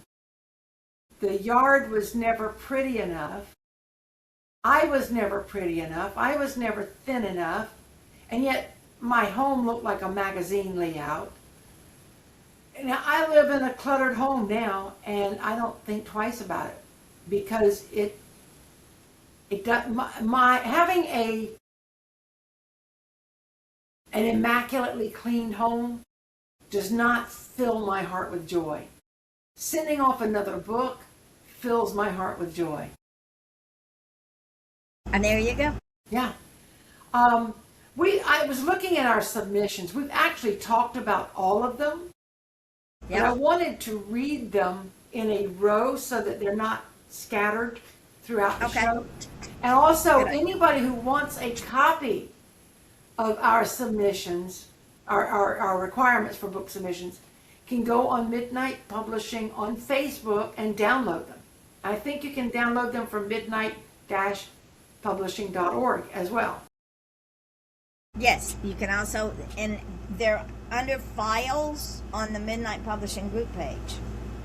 And they're also on the Midnight Publishing author page. I may need to put them back up because it's been a hot minute since we put them up. And if all else fails, email or message on social media, either Yvonne or me, and say, I'd like to have your book, your submission requirements or guidelines, whatever you want to call them. We call them requirements. And it's funny, there are 12 things on this list, but they're not all requirements. Requirement number 1, send a completed manuscript. Do not send individual chapters. Do not send individual poems unless your poem is like Beowulf and will cover, more than 79 pages. If the manuscript is too long to send in a regular email, reach out to us. We'll tell you how we want them. But do not send them in the body of the email. They need to be attachments. Number 2, if you're sending photos, do not send them in the body of the email. They must be in a file. If the file is too big, create a zip file. Or reach out to us, we'll tell you how to get them to us. This is a requirement. When you send in your manuscript, it needs to be in Times New Roman, and it needs to be 12-point font. Otherwise, your book's going to cost too much. Do not number your pages, because the final book might have a different set of numbers than what you started out with. We have to add things like we talked about earlier, the front matter, the copyright page, and things of this nature. Sometimes we have to add things at the back of the book. So don't number your pages. If you're doing a children's book, please, ding, ding, ding, repeat, do not number your pages. If you're providing your own graphics, don't embed them in with the manuscript. Send them as files. Number the graphic or name it so there's no confusion. Your best bet is not to even bother sending graphics. Yvonne comes up with such amazing graphics for children's books, and we have a bit of a standard for our graphics for children's books. We want our children's books to grow with the children's. Gwendolyn just said, yes, they will. I had to do that with some color books. About the, I guess, the transferring pages. Number 6, provide a table of contents if one is suitable. This is for the Audible and the Kindle version. Table of contents, whether your book is fiction or nonfiction. It doesn't. And they don't even have to name. All they have to Exactly. do is I was just going to say, you don't have to marry it up like I do. right. Table of contents, chapter 1, chapter 2, chapter 3. You don't have to give that chapter a title. You don't need a title. You don't need to name your titles unless you're me. Yvonne knows I'm just going to marry everything up, and that's just the way it is. She has to deal with it. But I just shake my head. Huh? I just shake my head. But you know it's done right. So just the table of contents, like she says, just number. And now you can't just write table of contents number 1 through 40. On each chapter, you have to put whatever that chapter title is. And you don't have to say chapter 1. You can just put the number 1, center space, or left design, doesn't matter. Yvonne will figure that out. But it needs to be number 1 and then your chapter. Because if you don't put the chapters, the table of contents in there, I'm going to. Because I want that book on Kindle and I want that book on Audible. That increases the possibility of your sales by 2. But you don't want Yvonne to have to do it because she's going to talk bad about you behind your back. Now, I'll tell them to their face. What were you thinking? The next one is the hardback cannot be printed if it is under 79 pages. If you want your book to be in all 4 formats, then why wouldn't you? I mean, I've created some of my children's books to be done in all 4 formats. My grandfather's book, when she has time, she's going to turn it into a hardcover because it has more than 79 pages. Correct. And that's another option for your selling, another outlet. Your completed manuscript, and we harp on this, it needs to be completed, not started, not an idea, not I can't think of anything else to say. But it has to be done in a Word document. You cannot use Google Docs and say, here's the link to my manuscript. You can, if you want problems. Do not, there are some people who use Mac computers, and Mac doesn't use Word documents. But there are workarounds for it. But don't send her a Pages document because she's not going to open it. She can't open it. Don't send her a LibreOffice document. Find a way to convert it to Word. If you are operating on a computer that uses Microsoft 7, upgrade, buddy. Please. You don't have to be in Microsoft 11, 12, 100. 10 is fine. No, 10 is gone. Is it? It's gone. It's 11 or nothing. Okay. Now, when I say a Word document, it can be... There's no support for 10 anymore at all. All right. I see another message from Gwendolyn. She said, so next time just email body it with questions. Otherwise, she turns it into a book. You have been warned. Yes, If you have questions, Gwendolyn, and you want feedback, am I in the right direction? Send it in the body of the email. And put in the subject line, this is not a manuscript. It could be. But that doesn't mean that Yvonne won't turn it into one. Anyway. If you send individual chapters, if you send a snippet of an idea, if you send part of your poetry collection, it will not be published. Yvonne will tell you, you got to work on it. And she's done that to Gwendolyn. This isn't long enough. I need you to give me more. The next one, in order to keep the cost of printing your book reasonable for you as an author and for the public, we will not print your photos in color. We will print in color only for the children's books. There are exceptions to this rule. Sherry Ann Richardson created a coffee table book. Sherry Ann Richardson knew in advance this is going to be expensive. But we worked around that. But don't be sending her photographs off your iPhone or your Android and say, these are the pictures I want to go in my book. That's just not going to work. It's not going to, the resolution won't be there. This is kind of when we stop with the rules and the requirements. But Yvonne and I both understand this is your baby.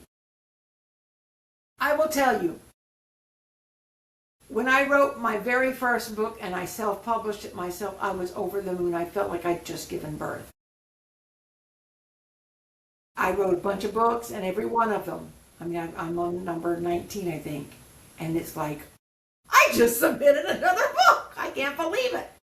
When my son wrote his first book and got it published, I was like a proud grandmother. We understand. Yvonne has written more books than any of us yet, although I think Gwendolyn and Carol Bellavance are catching up. You and I we got to up our game if we want to stay at the top of this food chain here. But we understand how important your book is for you. But Yvonne and I together,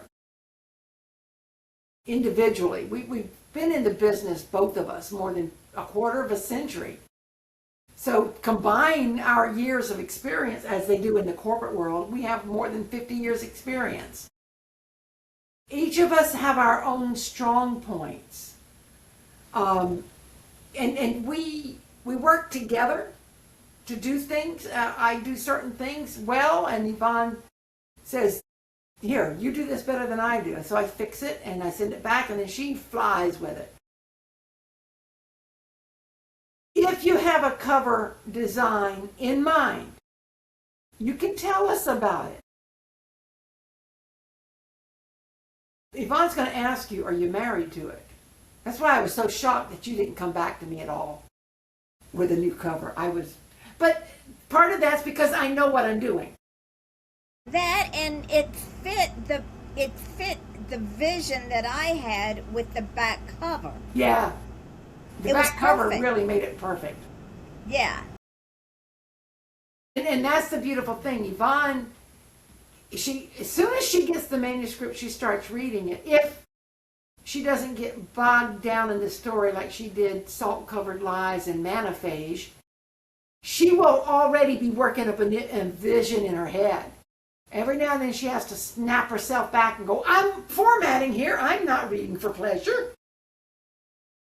But she has an idea almost from the get-go of what the cover should be, because the front cover starts the story. The back cover draws them in. It's like the hook. It's like you're fishing, and it's like, oh, okay, gotcha.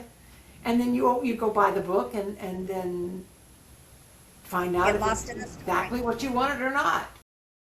So if you've got an idea for a book cover, talk to Yvonne. There's nothing wrong with that. But Yvonne's going to ask you, are you married to it? And she's going to ask you, do you want to stand out or do you want to blend in? Now, unless your book is a book about camouflage, and you're this camouflage artist and you know all about how to hide in plain sight, I don't think you want to blend in. I mean, you want to stand out. Especially in the world of books, where the book covers now, and every day I get new releases from Amazon, and I want to throw up when I see those covers because they're garbage. They're not attractive. Nothing that I have seen coming from the big six makes me want to read any of their authors. Nothing. Gwendolyn just said, my girl on the phone, love y'all. So she's on the phone now. Okay. I guess that was her goodbye. We have to update this, I just realized, because number 11 says we are preparing a class on writing. This is our 4th class, folks. Yeah. And you probably have noticed that our classes do not follow the same format of most online classes. We have conversations where we talk about the subject. We don't have a whiteboard behind us and bullet points and say, you know, follow this, follow that, do this. I mean, we give you simple suggestions of why we do what we do. More than anything, each of these classes is an insight into, number one, why you're not alone as an indie author.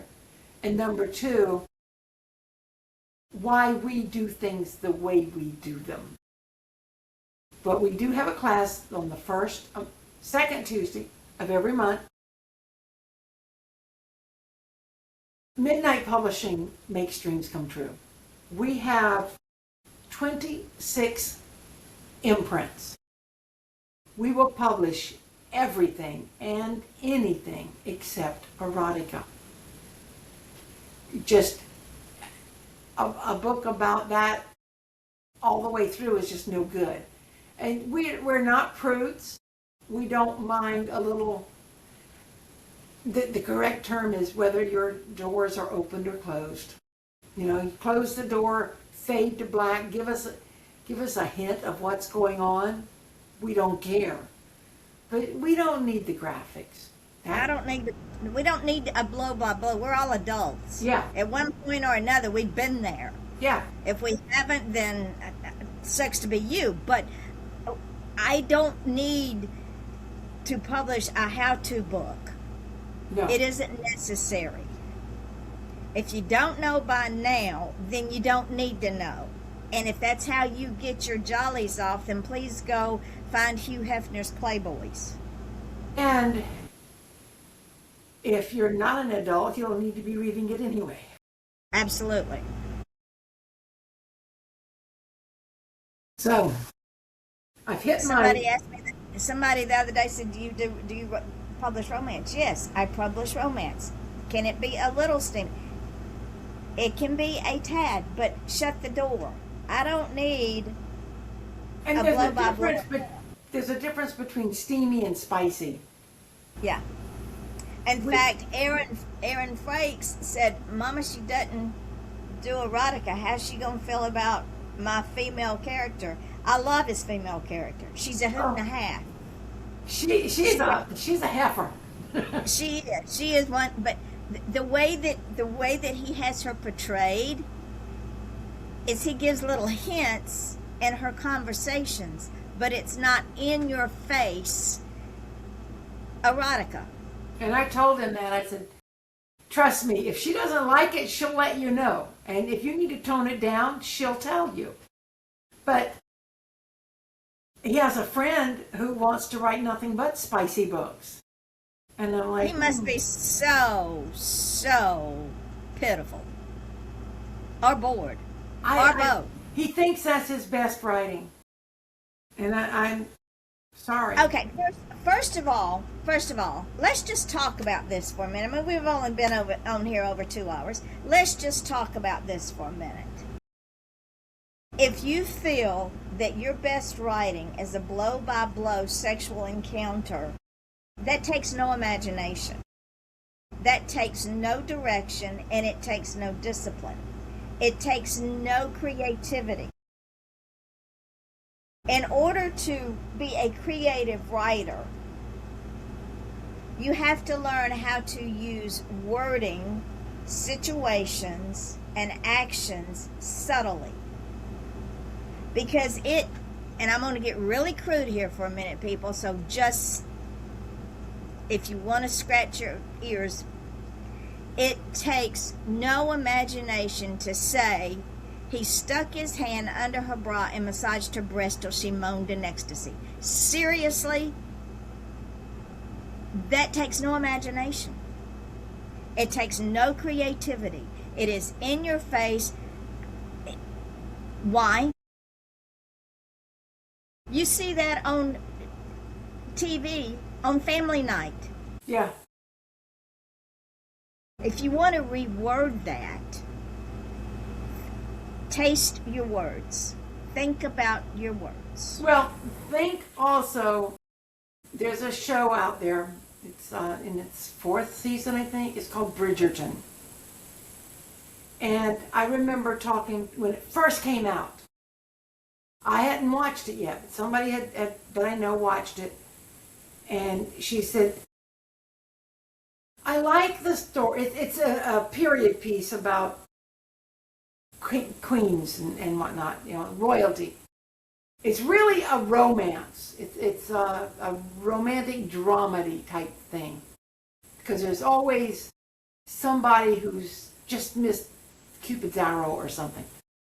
It's such a subterfuge. Yes.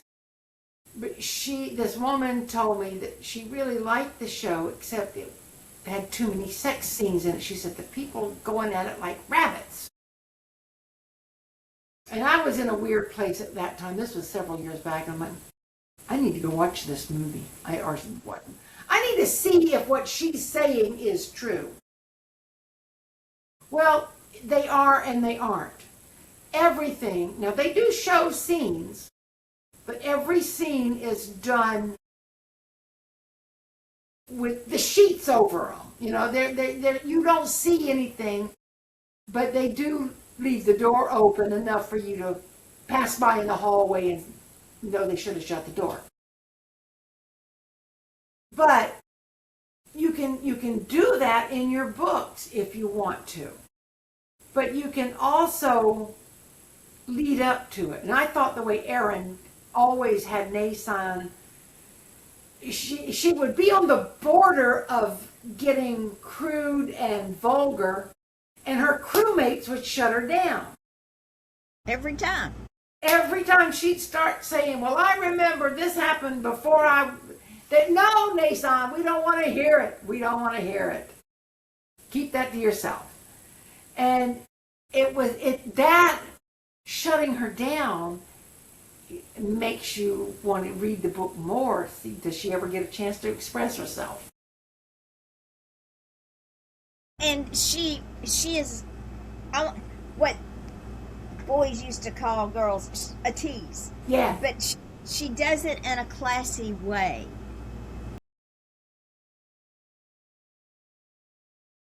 Again, if the only thing that you think you can write is in your face erotica, then please go write for Playboy or Hustle or whatever else that is out there that is a trash magazine, because my mother would call it common.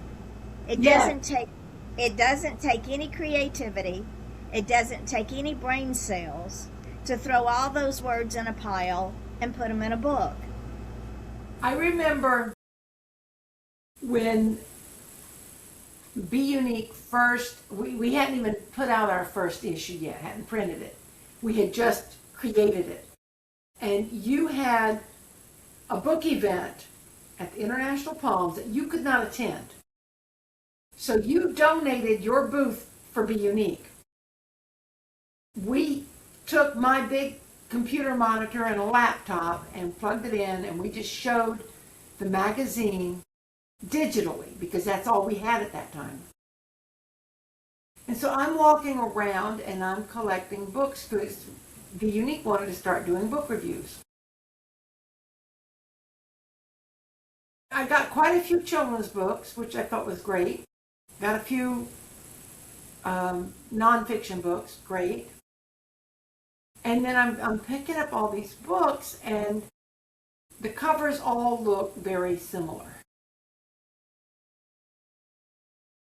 The woman, the damsel in distress or whatever, whether it had an animal behind her or a vampire, didn't matter, or a man, didn't matter.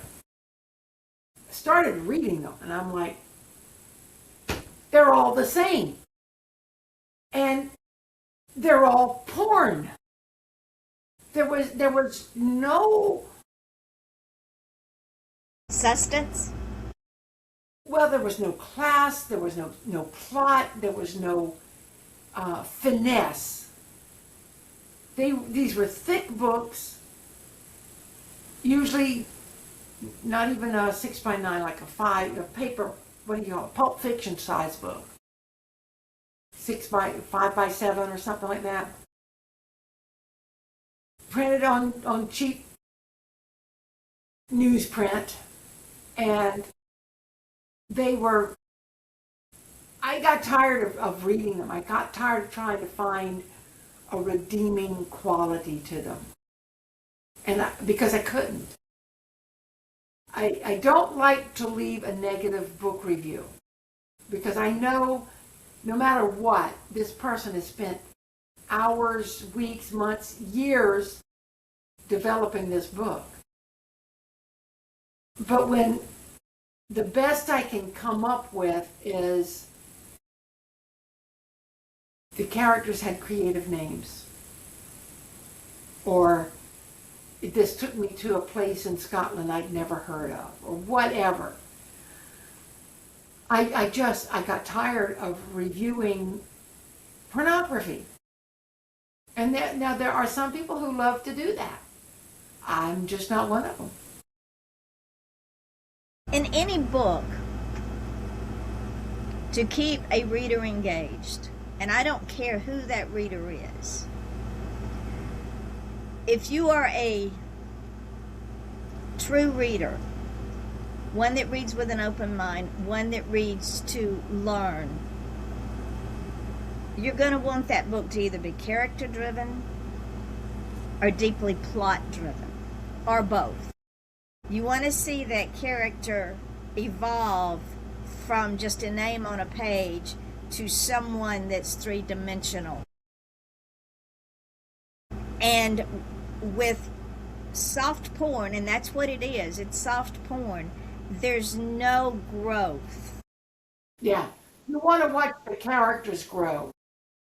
There's no meat on that bone. And that's a shame, because I know one of those authors, and she's very talented. But they get in this rut because it's quote unquote easy money. Well, if I can go stand on the street corner and make easy money, as the little girls used to say during the Vietnam War era, $5, $5, I love you long time. And that's the gist of the book. Yeah. So, please, ladies and gentlemen, don't send me, don't send me erotica. I won't even open it. Because when you send me a synopsis of the book and give me this, I can tell by the synopsis what it's going to be. And there are publishing houses that don't care. Find one of them. Yeah, there are plenty out there. Because this is a God-driven publishing house. I'm only in this because God told me I needed to do it, and I don't argue with God. Not even on a bad day. I don't ask God why. I just say, yes, sir, how high do you want me to jump? And hope it's high enough. And in the process of doing what God has asked us to do, He has blessed us. He has blessed us with authors that needed to be healed. He has blessed us with authors that would have never gotten out there. He has blessed us with international, what's the word I'm looking for? Acclaim. With over 4 million viewers. So we have to do what is required. So we will we're not charging you, so we're not rolling in money. No. That doesn't mean that there is no value to the service that we offer. If you think you can do it better yourself or elsewhere, please don't waste your time or hours hanging around and I mean, we don't mind answering questions. That's why we do this class once a month. You're not going to change the way we do things. No, we do what we do as a service to God by being of service to other authors. That's plain and simple. And if you can't understand the value in that, that's your problem. Please go someplace else. Yeah. And I do believe in second chances. But you don't keep repeating the same mistakes over and over again and expect a different result, because it doesn't happen that way. And when I say what you've sent me is not going to work and here is why, and you keep trying to argue with me, I'm going to shut you down and give you a choice. You can either do it this way or go someplace else, because I have parameters that I have to work within with Amazon. And if I don't work within those parameters, your book doesn't go up, because Amazon's not going to let it go up. Case in point, I've been putting up Mary's book, A Journey with Angels. Okay, I put the manuscript up. Chapter 27 was on the bottom of the last page of chapter 26. I went, what? So I took it back down, which I can do because I'm working on getting the manuscript in. So I put it back up. Well, all of a sudden, chapter 8, there's a blank page between the beginning of chapter 8 and the end of chapter 7. So I took it back down. So now I got to put it back up. But that's all in the process of, and sometimes Amazon gets a sticky wicket for whatever reason and has a brain cramp and doesn't want to play well. So I have to work within those parameters. Adobe has these engineers, I guess, that get bored and need to justify getting paid big bucks. So they changed the way Adobe PDF files are built. So I went to put up the book cover. And used to, I could go to edit, take all the other stuff off, go over to add image, which is on the left-hand side, click on add image, go find the file, put it in, and move on with my life, save as, and give it the title, and move on with my life. Oh no. Because Adobe says, oh, we're going to assist you. I don't need your assistance. So I got rid of it. Now I can't save the book cover as a save as. I have to save it as a PDF, Adobe, whatever it is. Then I have to go back and rename it. I got the book cover finally fixed, but it was a royal pain in my neck when it was so simple before.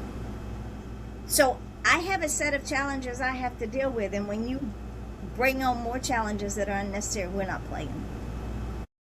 Yeah, they don't adhere to the rule of if it ain't broke, don't fix it. Don't fix it. So tomorrow at 10:30 in the morning, we will be sitting down with one of our authors, Andrea Dean Van Scoyoc, and Gwendolyn Law. We will be talking about Andrea's books, Andrea's HR 42 consulting business. And what Andrea does is she helps assemble people's clothing. And she has offered to help our authors take what they have in their closet and put together a nice outfit if they're going to an event. You don't have to spend millions of dollars. And she's also written several books. And she also has done voiceover videos for poems for both Mary and Gwendolyn. And we're going to talk all about all of that tomorrow. Yes. So since we've been on here for 2.5 hours, are you ready to get off? Yeah, probably. I need to go get some lunch. soon be dinner time. It will. Well, I had a snack before the show because I know how we work. We do. So we're going to close this episode of Manuscripts. What is acceptable, what is not, and many other things. If you've not subscribed to our website podcast, go to https://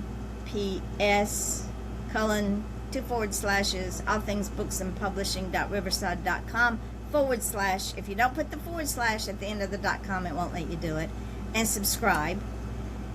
And join us tomorrow here at 10:30. We will have the Off the Chain link on the Midnight Publishing site. And contact Mary and I if you want to join our team. I can't wait to see what Mary's brother sends me. If you want a copy of our requirements, just ask us. We'll send them to you. They are on our website. They're on our Facebook page. But if you have trouble finding them, just send either Yvonne or me a message and say, I'd like a copy of your requirements for book. And join our Midnight Publishing Facebook group page. We're up to almost 500. We're almost up to 500 members. We get new people every day. So in closing, have the day you deserve. I hope you learned some things. Yes. I hope you understand Midnight Publishing better now than you did before. Go search our authors. They're everywhere. Gwendolyn Law, Peggy Engler, Alta Desanoid, Linda Humphrey, Rose Padwick, Anata Rose, Mary Brotherton, Bonnie Clark, Roy Owenby, Ellie Ryan, C.R. Dunham, Erin M. Frakes, Andrea Dean Van Scoyoc. Who have I left out? Sherry Ann Richardson. I know I've left out some. Sherry Ann Richardson. Sherry Ann? I did not. I just did. Bonnie Clark. Sherry Ann Richardson is a chocolate. Carol Bellavance, Carol Speardois. See if I got everybody. I mean, we have 20 authors, including myself. Where are my authors? What did I do with them? And all of my mini notes. I don't know what I did with all my authors. But there's 20 of us. And of course, we can't forget the book pimp, Brandy Highfield. She is keeping us going. Darlene J. Darlene Williams. Yes. We have 2 Carols and 2 Darlenes. And I think that's all of them. I think, did you get Dale Vealey. Buster? Jason? And the guy did Buster and Jason Wolfgang Gerhardt. I got Dale. Who did the Buster and Lester? Isaac Jones. It's a children's coloring book and book. Buster and Lester, Enemies No More. So with that, we will close for the afternoon. We'll see you tomorrow afternoon at tomorrow morning at 10:30. Tomorrow morning, yep. I'm going to go play in books, see if I can get Mary's book up so I can get back to the ad copies. And I will do another ad copy and 7-second video once I get the book up with the cover. And I'll send it to you as well as put it up. Awesome. I'm excited. So until tomorrow, have the day you deserve. Make your dream real. Don't be a hater. It's not pretty. It is not pretty. And have you got any last thoughts, Mary? No, just remember to send us your completed manuscript. And if you don't know what that means, it just means don't be piecemealing it. Don't send us a piece here and a piece there. We want the whole manuscript at once in one file. And if you got trouble understanding it, email us and ask us. And if after you send it, and things happen. Ellie Ryan sent me hers, and she sent me, and she said, urgent. I forgot the rest of the author page. I hadn't even started on her book yet. And things like that happen. and I can work around that. Yeah. That's not a problem. Don't be afraid to reach out and say, I thought it was finished and I looked back at it, Yvonne, I forgot to add this. That's different. Completely different animal.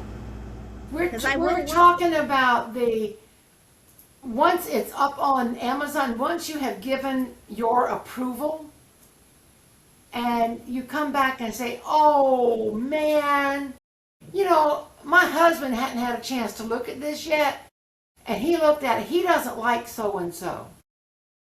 Well, Too bad. your husband is not the author.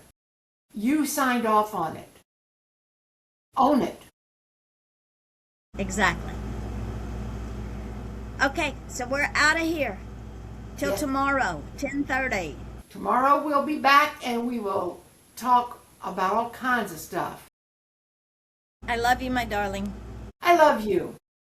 And Till tomorrow. I'm excited to get this book going and see what else we got, because I got a long list of other books waiting for you. There you go. Take Bye. care. Bye-bye.